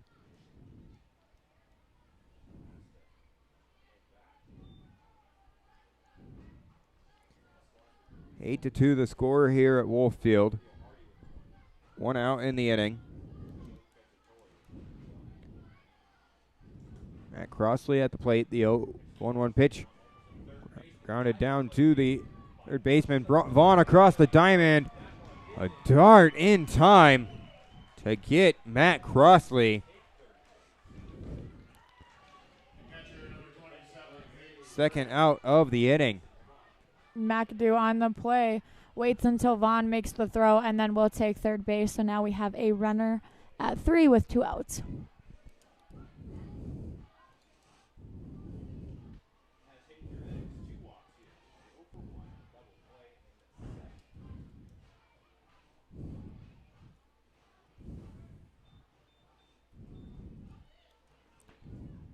First pitch to Hayden Driggs. Misses down low for ball one. 1 ball, no strikes.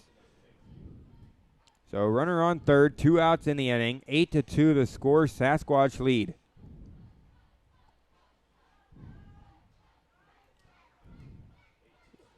The 1-0 pitch from Ely. Fires home in there for a strike.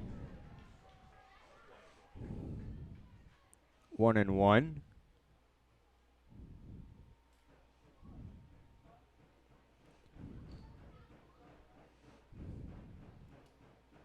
Ely pitching from the first base side of the rubber. The 1-1 pitch.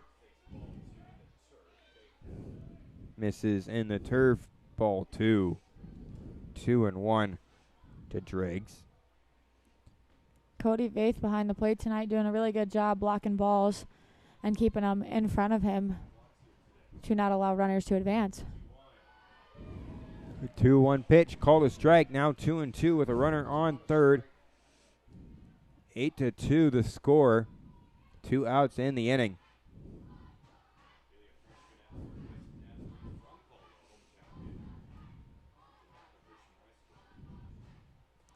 Two pitch. High and out inside for ball 3. 3-2.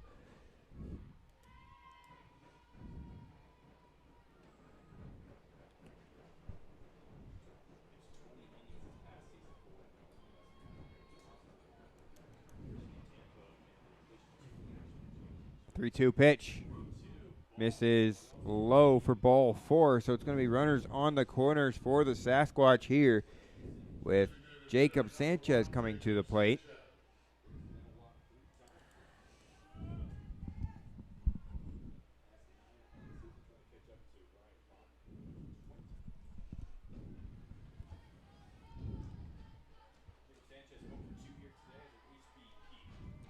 Sanchez, the DH, 0 for 2 with a hit by pitch. First pitch from Ely in there for a strike, 0-1. 2 outs in the inning. The 0-1 pitch, ground ball down the third baseline, foul.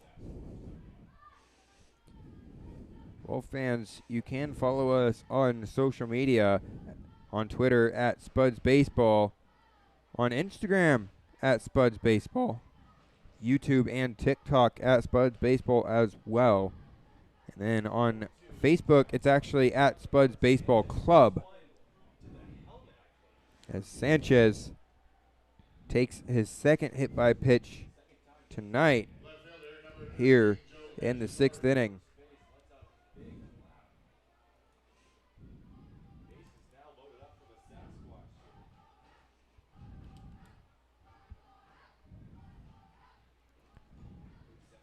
Time called by head coach or assistant coach Dalen Dobish. He's out to talk to Joseph Ely. We'll be right back in just a second.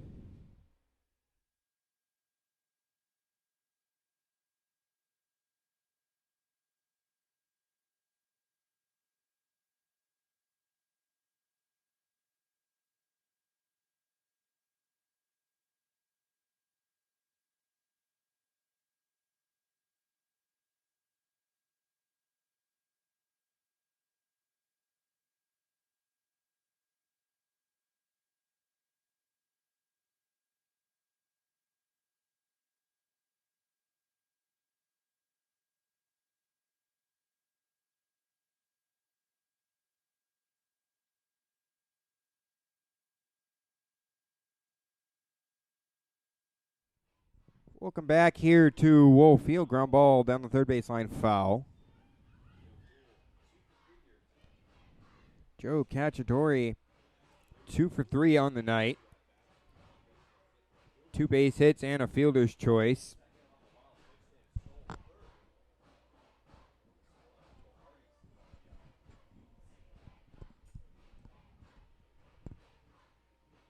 Ely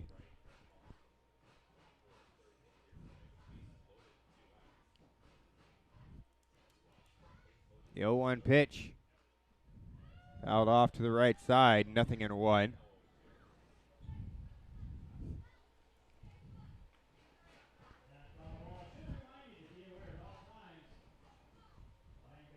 0-2.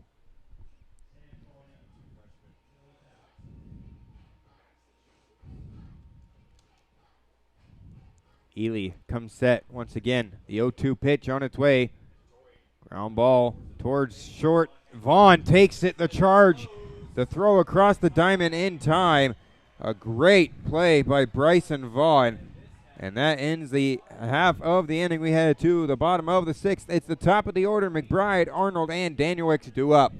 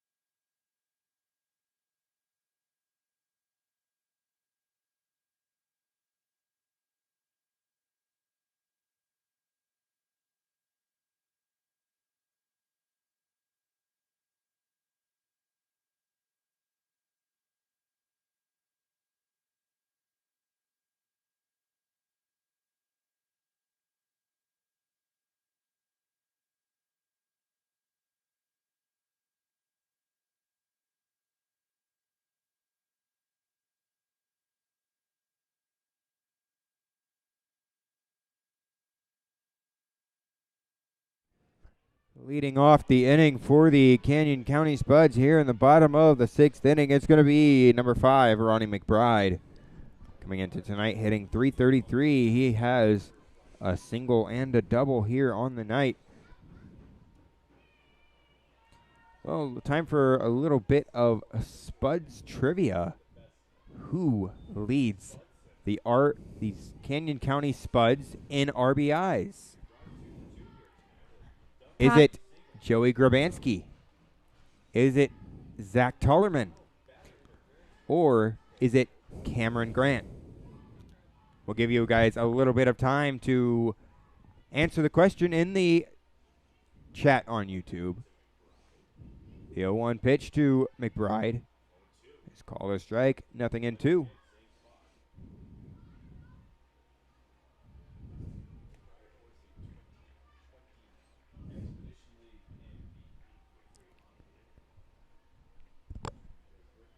The 0-2 pitch. Creeth still out there on the mound for the Sasquatch.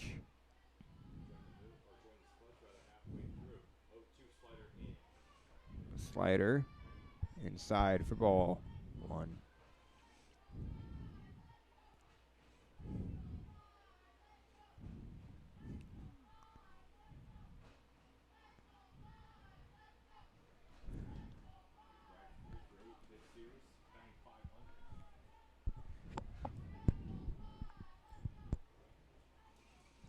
One-two pitch. Fly ball into left center field. Ben Parker comes over to his right to make the play. 1 down in the inning.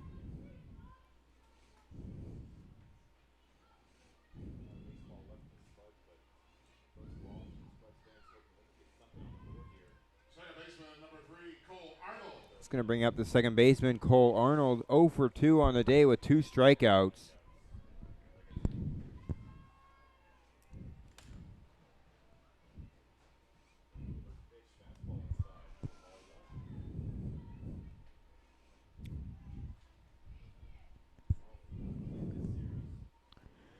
Misses for a ball. 1 ball, no strikes.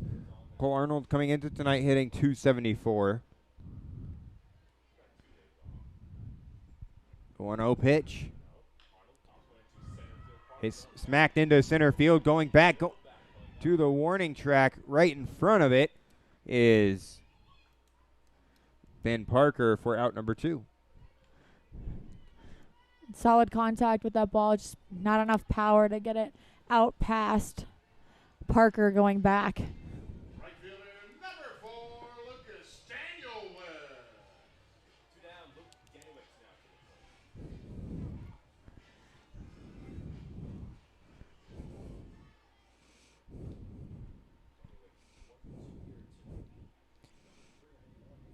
Well, Lucas Danielwick's now 1 for 2 on the night. Comes to the plate. Takes the first pitch for a ball. 1 ball, no strikes.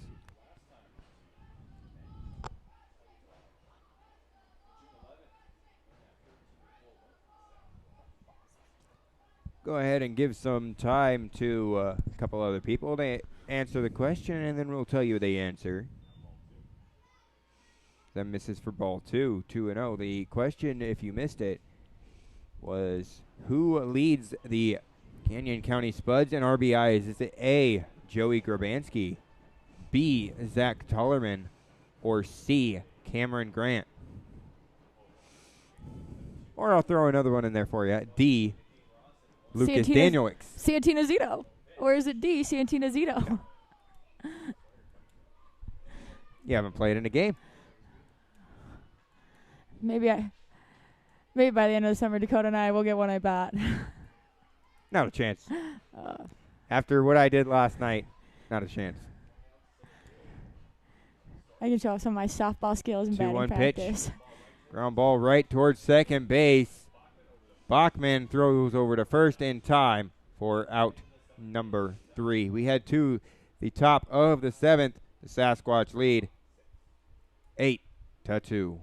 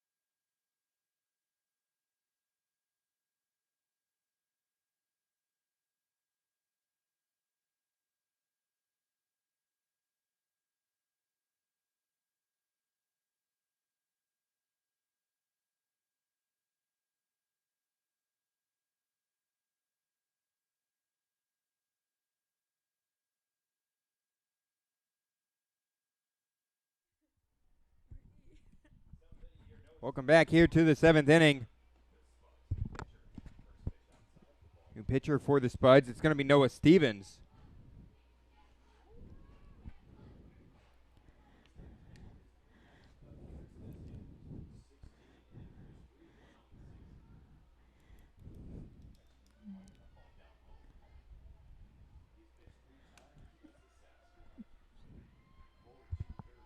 Two and 0. Now the count on Hardy. Noah coming into tonight, as this is a ground ball foul to the right side. Noah from Hope International University, a 5'10", right-handed. 3-1 on the year, 8 games, a 9.0 ERA, 16 innings, 15 strikeouts, 13 walks, and 20 hits.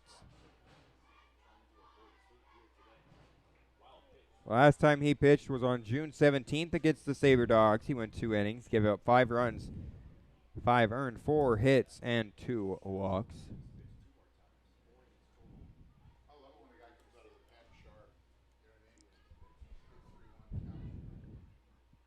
The 3-1 pitch on its way inside for ball 4.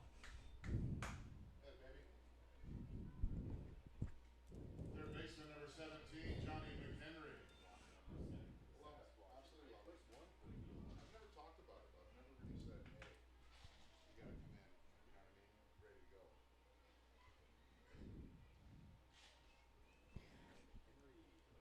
Spuds lead or trail 8-2. Throw over to first, not in time, as Hardy gets back safely.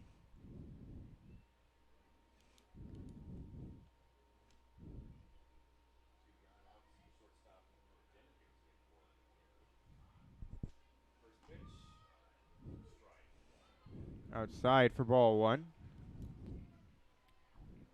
Oh, excuse me, he called a strike on the outside corner. 0-1.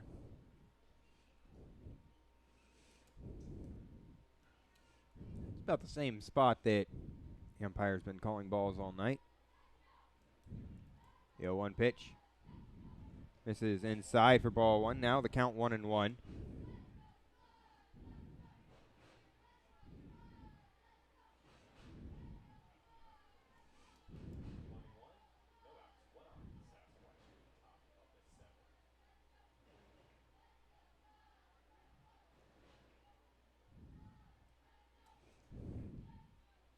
One pitch misses low and inside for ball 2. 2-1.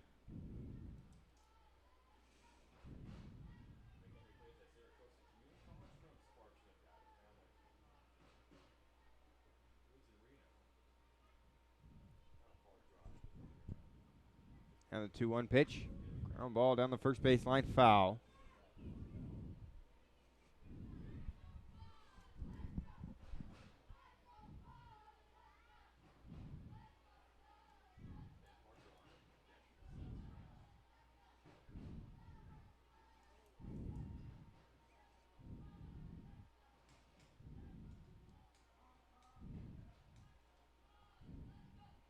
Two from Stevens. He looks back towards first. Comes set and delivers. High and outside for ball 3. 3-2 to Johnny McHenry. One pitch away from his second walk of the night.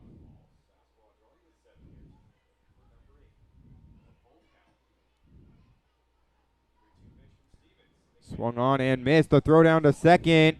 Not going to be in time. But that is a strikeout for Noah Stevens.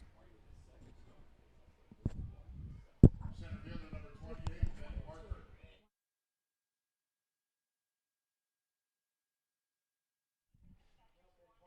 Just the first out of the inning.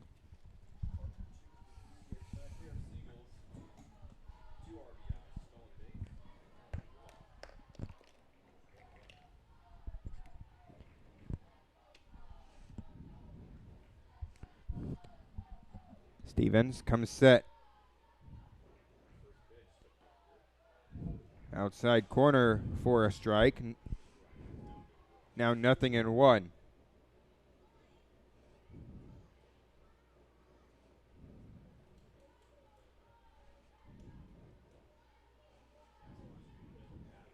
Seventh punch out for Spuds pitchers tonight.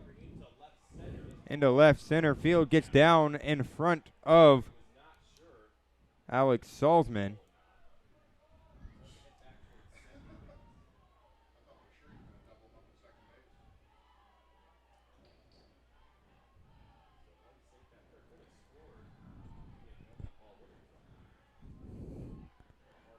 Hardy was off on the pitch, but that ball does drop in, and he wasn't quite sure if it was going to be hit or not, so he kind of let up, goes into third safely.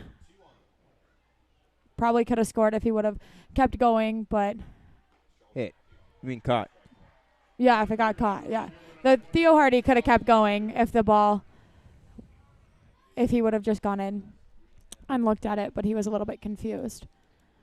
Well, first pitch to Charles McAdoo in there for a strike, 0-1. Throw over to first, not in time.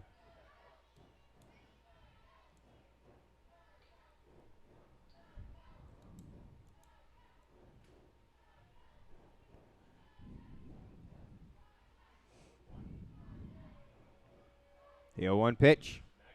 Hit into right field. Daniel Wicks, a jumping try to make the catch, but it's over his glove. One run comes in to score, and that's going to be a double for Charles McAdoo.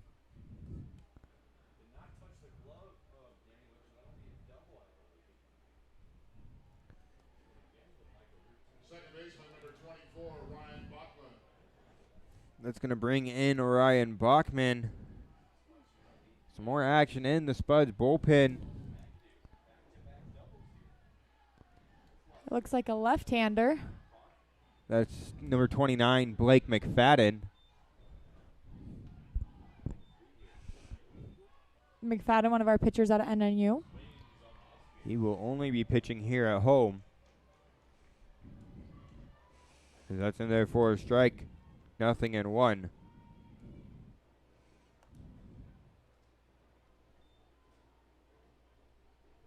Have a couple pitchers now down there warming up, getting loose on the outside of the bullpen. Looks like number 6, Danny Burns, down there.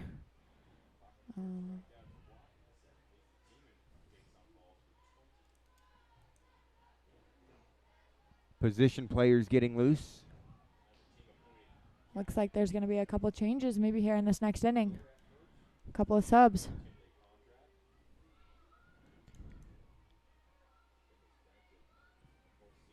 The 0-2 pitch to Ryan Bachman. Misses outside for ball 1.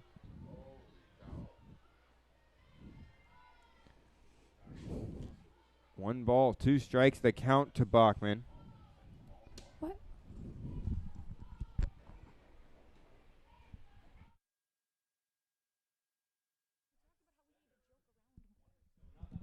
That's going to get in front of Daniel Wicks, a base hit for Ryan Bachman. As another run comes across.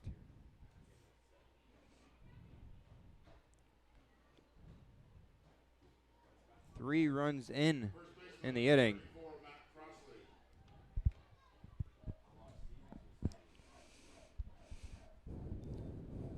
10-2.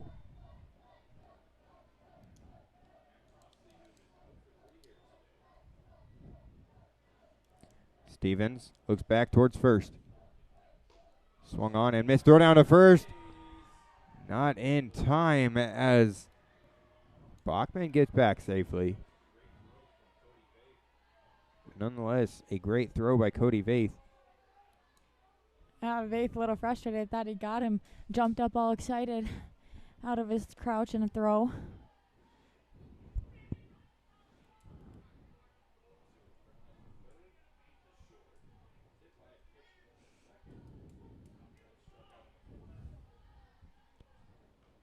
The 0-1 pitch fouled off to the right side and out of play. 0-2.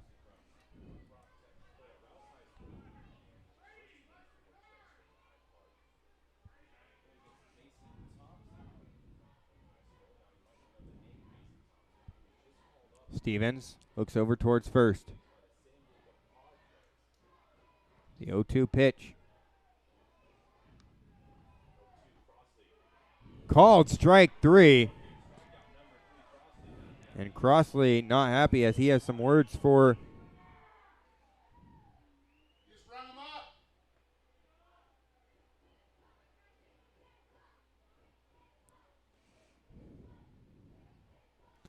the umpire. Sean Walsh out to talk to Garrett Forsythe. Looks like Mac.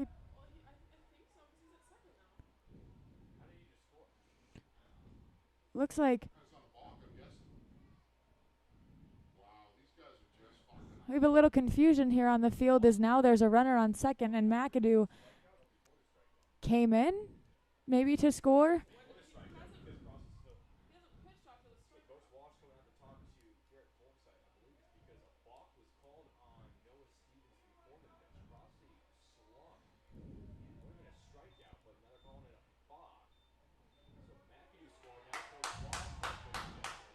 Let him have it, Sean. Let him have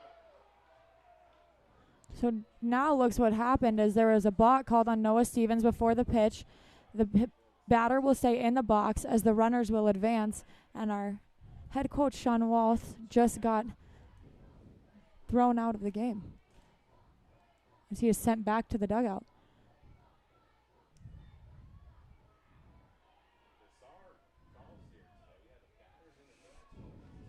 So the score is now 11-2. with a runner on second and one out in the inning. So Matt Crossley still at the plate. Takes that one for a ball.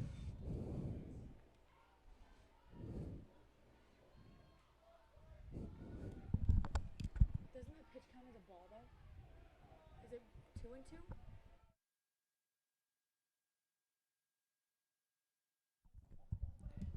Thank you. The 1-2 pitch. Runs inside.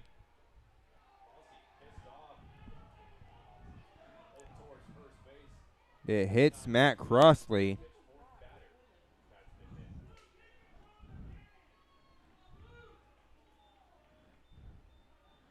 The catcher, number 27, Hayden Drake. Now 11-2 the score here at Wolf Field. Top of the 7th inning. Now here comes Dalen Dobish out to talk with Noah Stevens. He may be done. We'll be back in just a second.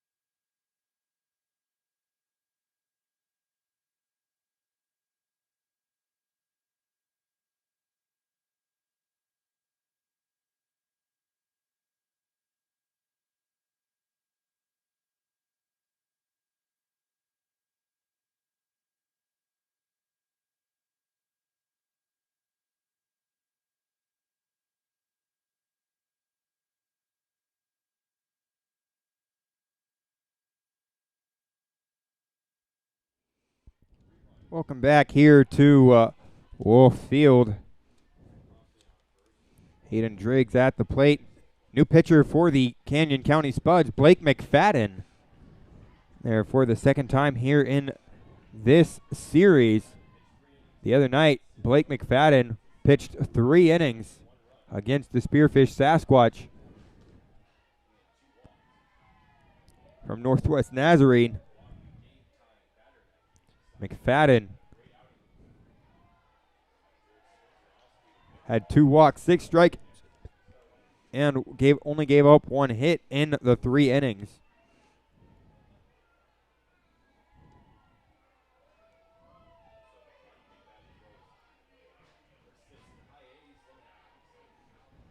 Sits 88, 90 miles an hour.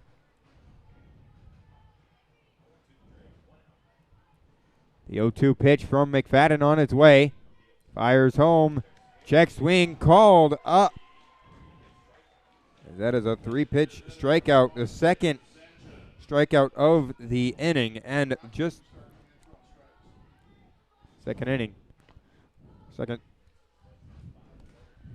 First strikeout here for Blake McFadden. His 7th of the year.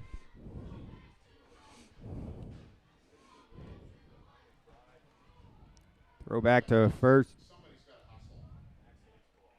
No throw as nobody was there. But the Spuds could have had him at second.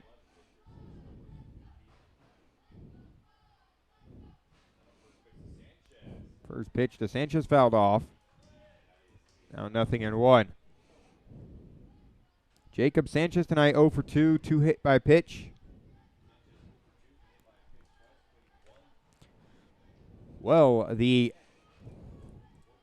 answer to the trivia question that we put out just a second ago,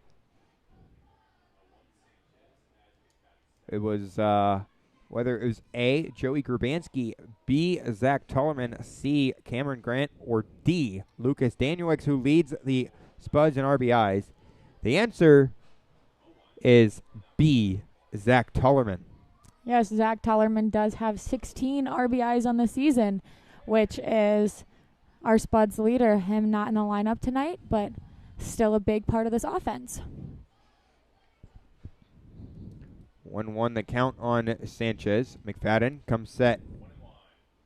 Looks back towards second and delivers. Fouled off. 1-2. 1 ball, 2 strikes. The count on Sanchez.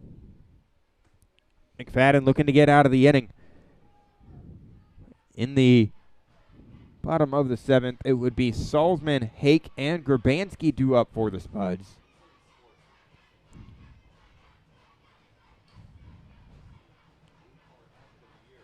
Blake McFadden from Meridian, Idaho, the 1-2 pitch. Line drive into left field, gets down. Salzman throws it in. It's going to be up the right first base line. An RBI single for Jake Sanchez.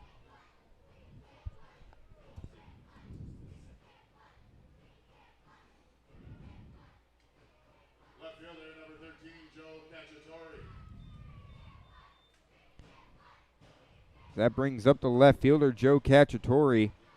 He's 2 for 4 tonight.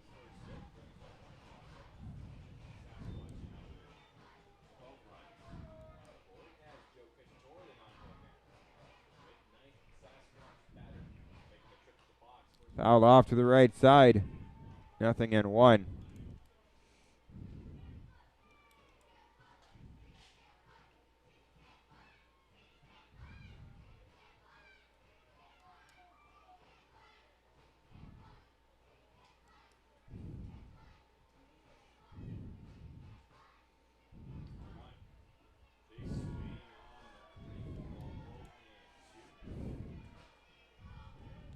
Misses for ball. Excuse me. There for a strike. 0-2. 12-2 the score here at Wolffield. The 0-2 pitch from McFadden. Misses for ball 1. 1 ball, 2 strikes. Our crowd here at Wolffield not happy about that one. and wanting to strike out call with 2 outs here in the inning.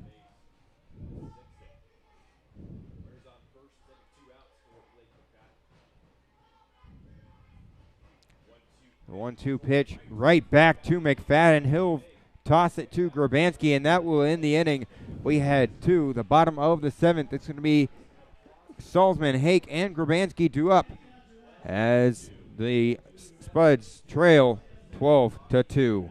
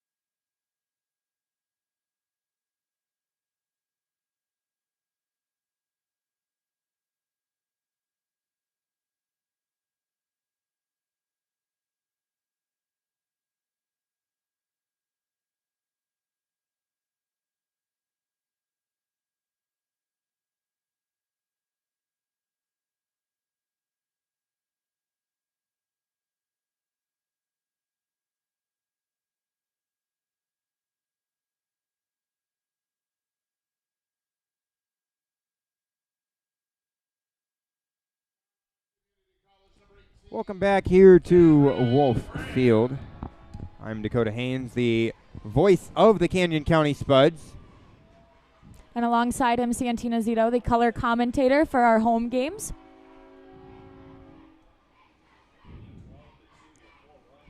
Pinch hitting for the Canyon County Spuds, number 18, Cameron Grant.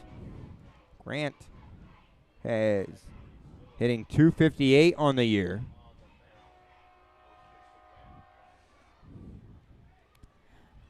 As that's fouled off, 0-1. No balls, 1 strike. We may see multiple changes here. Grant, the first of many. Already we see Cam Grant up to bat, and then on deck, Owen Bischoff.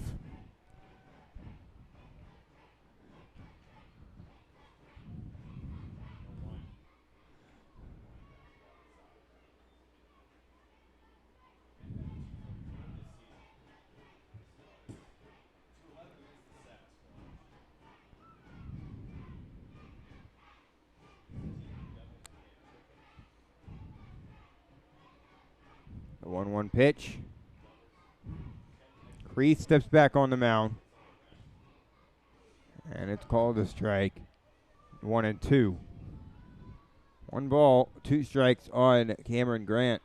Grant has been in a slump recently, but he's looking to turn his bat around. He's hitting over 300 just a week ago.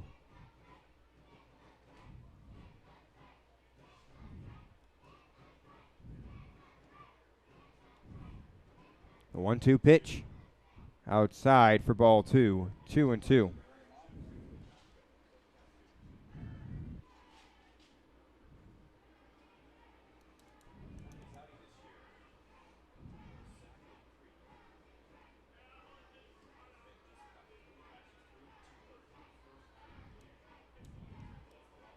Creeth comes set.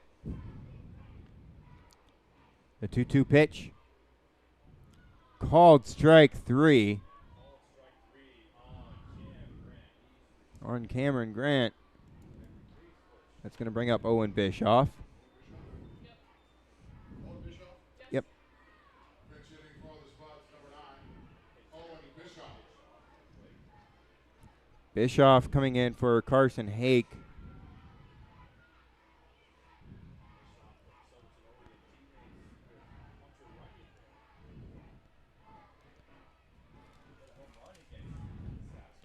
Mark Taylor on deck for the Spuds. That's fouled off.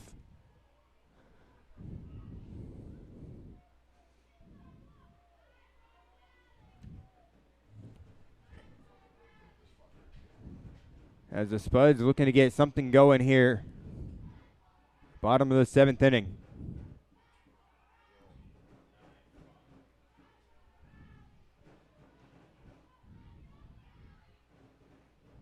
The 0-1 pitch. Slider outside for ball 1. 1 ball, no strikes.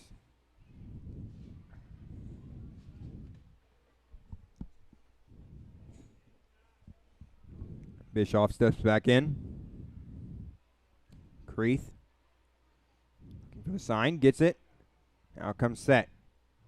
The 1-1 pitch on its way. Ground ball towards third.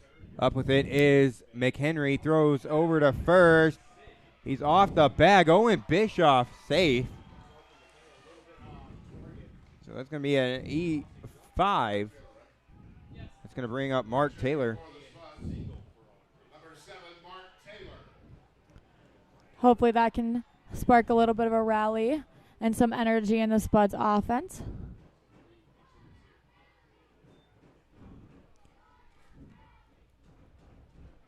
Kobe Lehman on deck for the Spuds.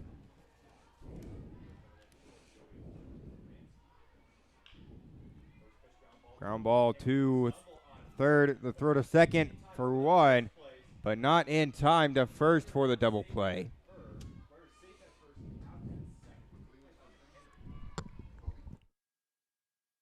Pinch hitting for the Spuds, number 40, Kobe Lehman.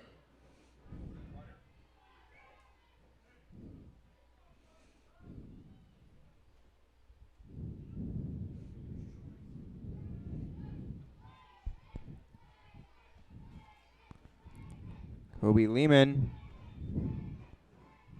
Plate. Now, number 40 for the Spuds. Can't make that call from there. He can't make that call from first base. Ball 1. 1 ball, no strikes. 2 outs and a runner on first for the Spuds. The 1-0 pitch. Ground ball through the left side of the infield, as it's now going to be runners on first and second for the Spuds. They have a man in scoring position with Noah Denny coming to the plate. From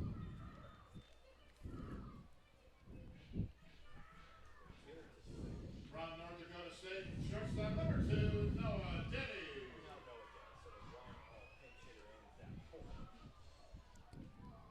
So far, the only man that hasn't been pinch hit for, Noah Denny.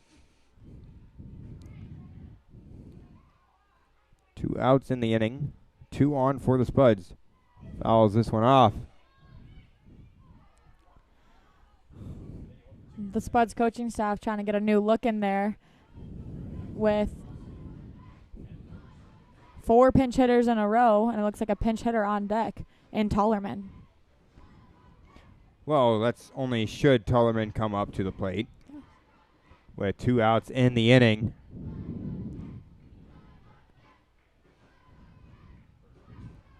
It's a force at first, second, and third. That misses for ball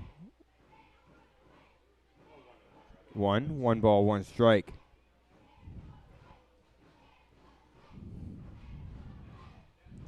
The 1-1 pitch on its way. Outside for ball 2. 2 balls and 1 strike.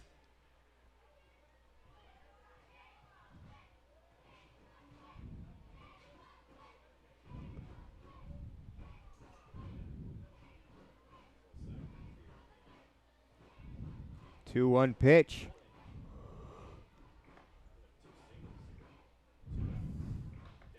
Line drive into left field. That's going to get down for a base hit. Here comes Mark Taylor to score. And Kobe Lehman over to third. Noah Denny with a single, and he advances on the error.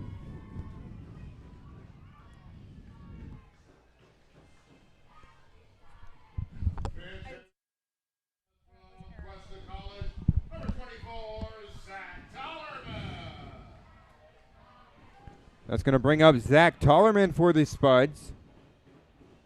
Tollerman now pinch hitting for Bryson Vaughn. Vaughn 0 for 2 on the night. Tollerman, the answer to our trivia question about RBIs, our leader in RBI. Now with 2 runners in scoring position, what a great time for our RBI leader to be up.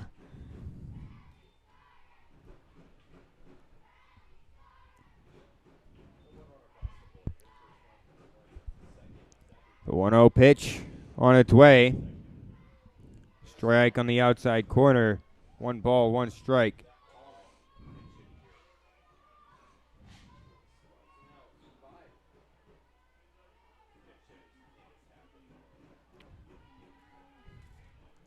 Now 1-1. 2 outs.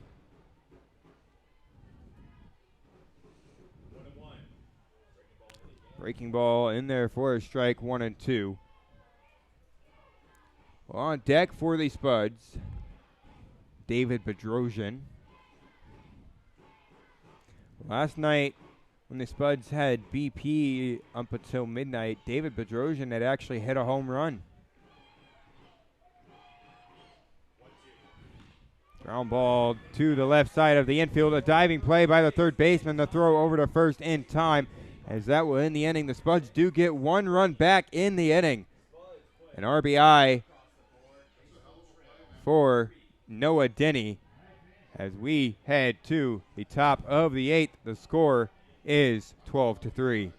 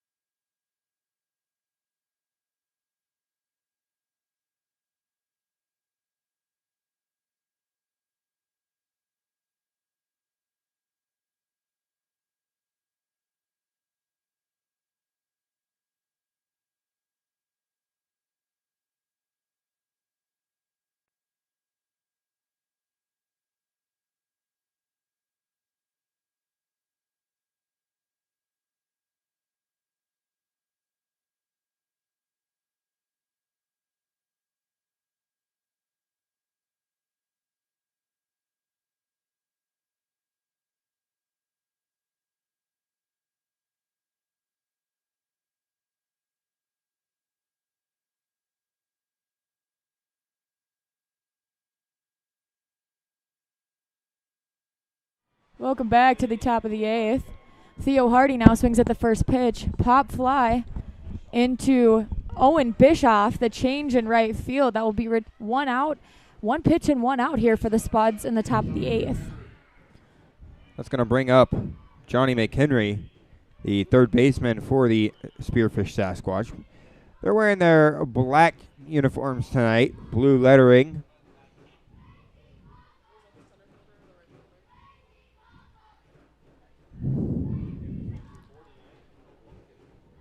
One out in the inning.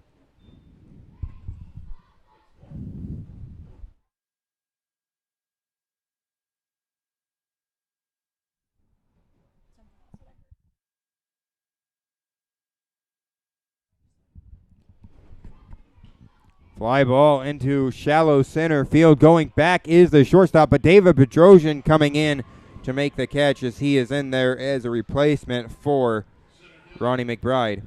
A whole new look here out for the Spuds in the top of the eighth. Yeah, we'll get to that here in just a second. On the infield for the Spuds, it's Denny at third, Burns the shortstop, Zach Tollerman playing second base.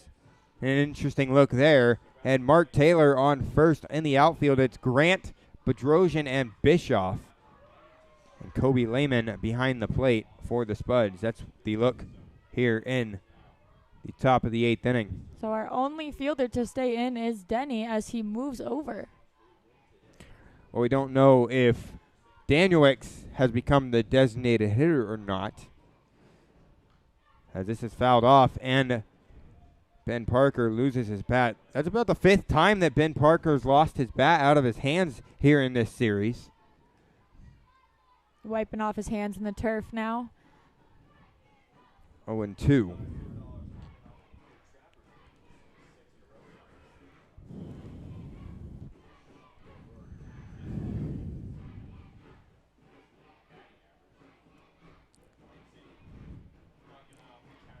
The 0-2 pitch on its way. Fouls off. Now 0-2 once again. You take a look. On the Expedition League scoreboard. Western Nebraska continues to win. They beat the Hastings Sodbusters 6-3. Badlands Big Sticks still continue to beat the Fremont Moo as they just swept the Fremont Moo 7-4 tonight. Swords Valley beating the Pierre Trappers 11-9. Sioux Falls beating the Wheat City Whiskey Jacks 13-4. In the first game, now in the second game in the bottom of the sixth, it's 3-2. As this is in right field. Owen Bischoff makes the play, so 3 up, 3 down in the inning for the Spearfish Sasquatch. We head to the bottom of the eighth where it's going to be Bedrosian, Arnold, Bedrosian. We'll see a change there, but Danielix is what it should be. We'll be back in a little bit.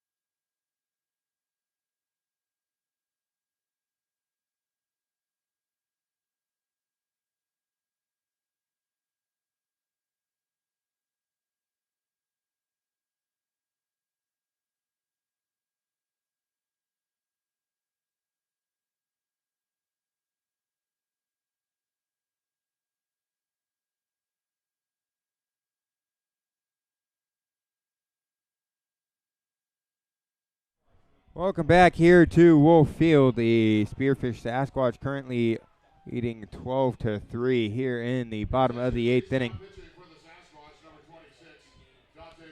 New pitcher for the Spearfish Sasquatch, number 26, Dante Schmidt. And leading off the inning for the Spuds is David Bedrosian. Last night, when the Spuds had BP after the game, he hit a home run to right field. Spudley not here tonight.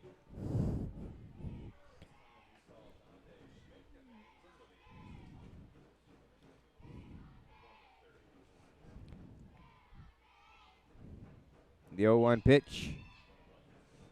This is outside for ball one. 1 ball, 1 strike.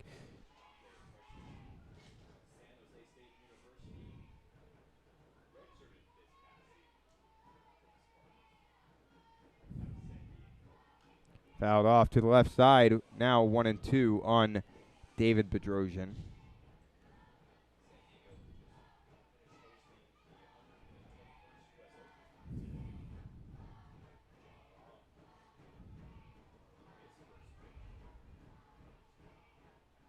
One-two pitch. Ground ball towards short. Up with it is Hardy. The throw over to first in time to get David Bedrosian. And that's going to bring up Danny Burns. Number 6, the shortstop, Danny Burns.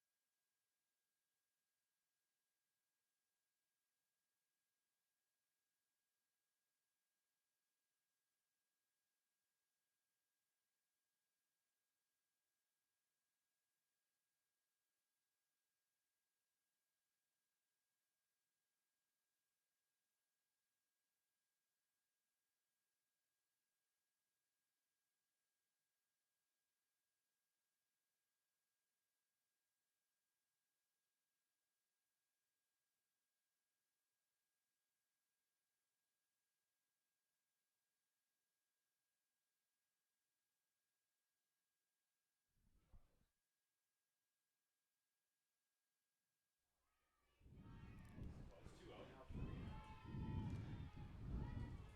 That misses for ball 3. 3-1. Gabe Childs on deck.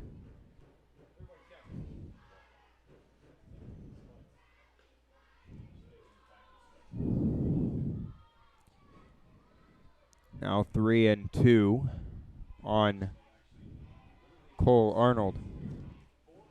Excuse me, Danny Burns.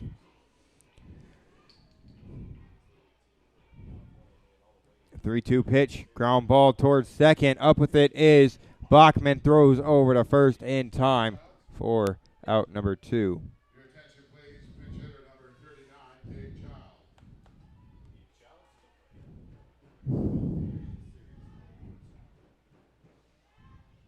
Look at that first baseman. You can't do that, but like this horse shit.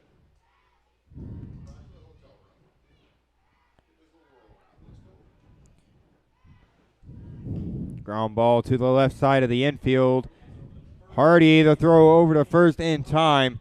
1, 2, 3, go the Spuds here in the 8th inning. We'll be back in a little bit.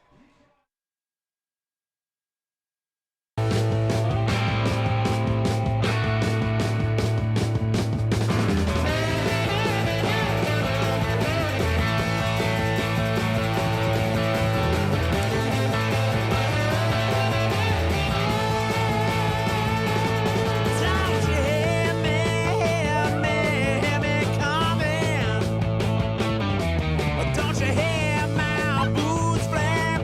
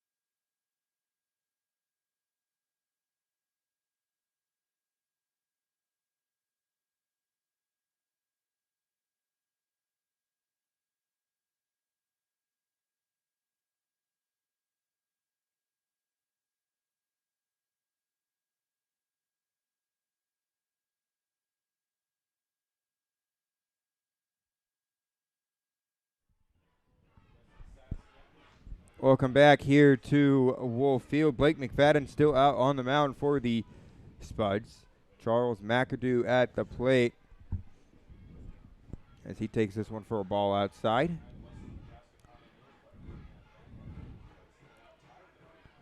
The 1-0 pitch from McFadden. Ground ball up the middle. That's into center field for a single. His fourth hit of the night. Number 24, Ryan Bachman. That's going to bring up Ryan Bachman.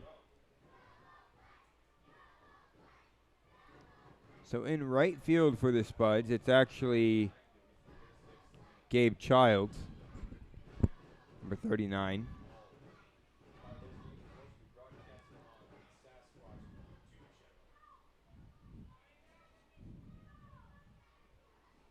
After this game, there will be no Spuds post-game show.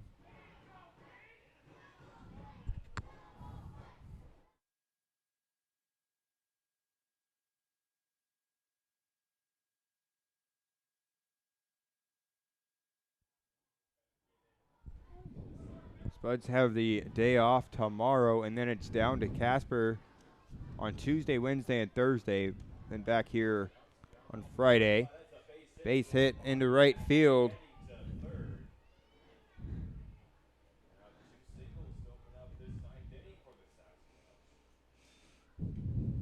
First baseman, number 34, Matt Crossley.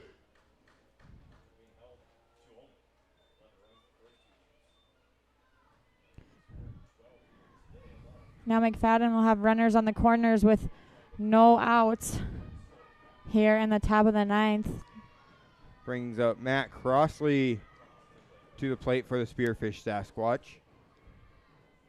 Crossley tonight 0 for 3. Has been hit by a pitch twice. It's a fastball in there for a strike. On his fastball, Blake McFadden, just electric. 88, 90 miles an hour. That misses inside for ball one. 1 ball, 1 strike.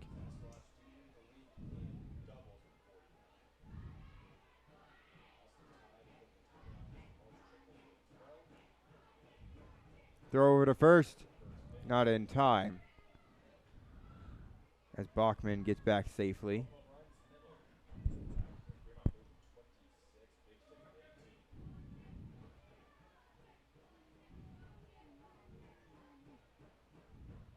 The 1-1 pitch from McFadden. Ground ball to Tullerman at second.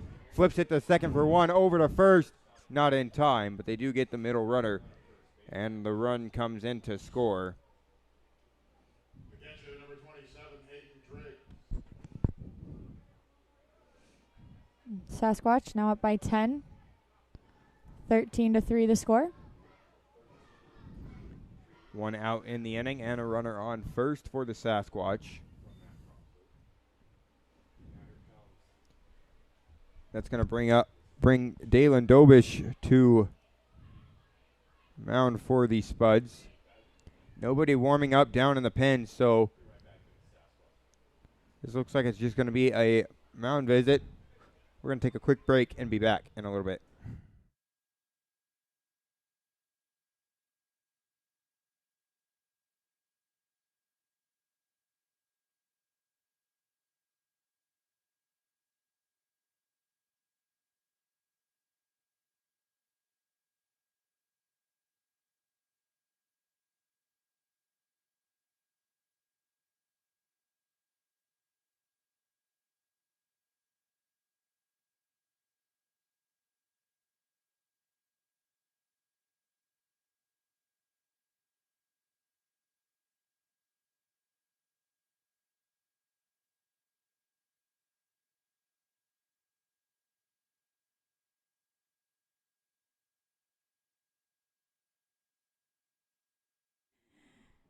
Well, a defensive change here for the Spuds, and it's an interesting one to say the least. Number 28, Henry Clark, in to play second base for the Spuds. Clark, usually one of our right-handed pitchers. Yeah, Clark, a pitcher, incoming freshman going to Northwest Nazarene. You know, you're not sure, though, is he a two-way player that just doesn't do two-way for us? And his second base is natural position when he does play in the field.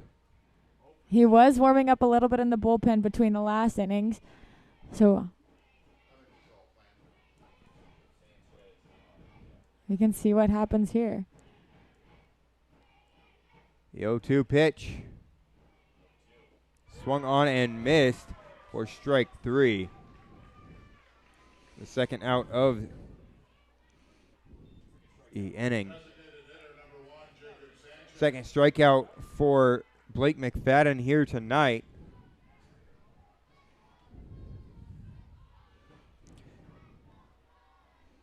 Now that brings Jacob Sanchez to the plate.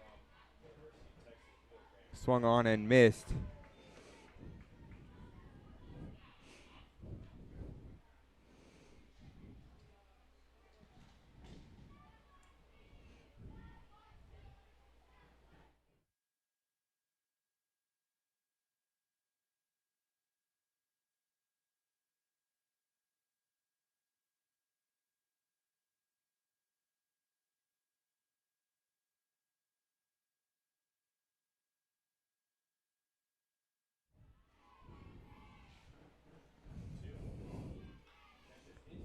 Hit into left field, gets down for a base hit. Sanchez into second. The throw from left, throw to the plate, and he is going to be called out. A good relay by the Spuds left fielder Cameron Grant and Danny Burns to get the out at home plate. We'll head to the bottom of the ninth. The Spuds trail by 10 runs. The score 13-3. We'll be back in a little bit.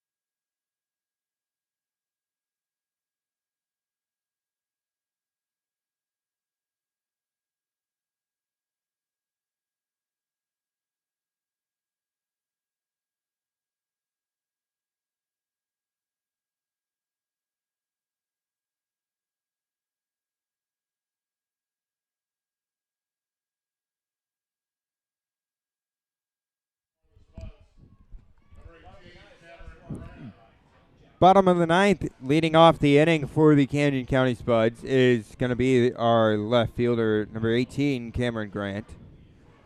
Grant came in to pinch hit for Alex Salzman in the 7th inning. First pitch misses outside for ball 1. 1 ball, no strikes.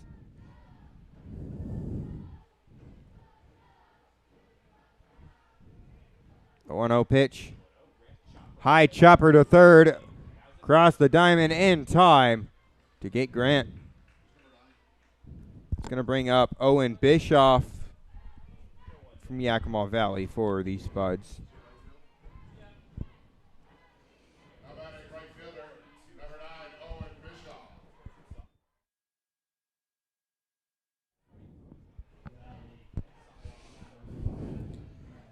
when Bischoff came in for Carson Hake.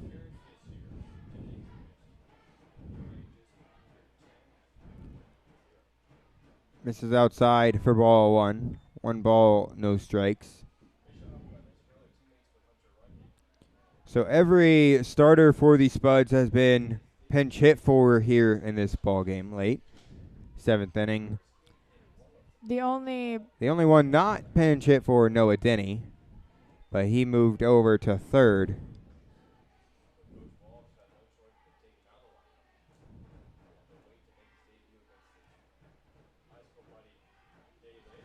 So according to his mom, in high school, Henry Clark played shortstop and first base. Hit into left field for a base hit. Bischoff, the 1-out base knock.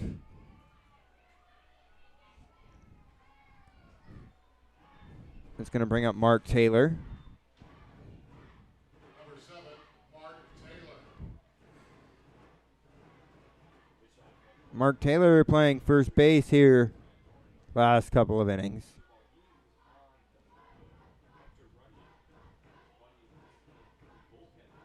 Well, for the Spuds, the starter was Dylan Gardner, as this is a ground ball to second for 1 and over to first, and that will end the ball game. The Spuds fall 13-3. This is Dakota Haynes saying good night. We will see you on Tuesday.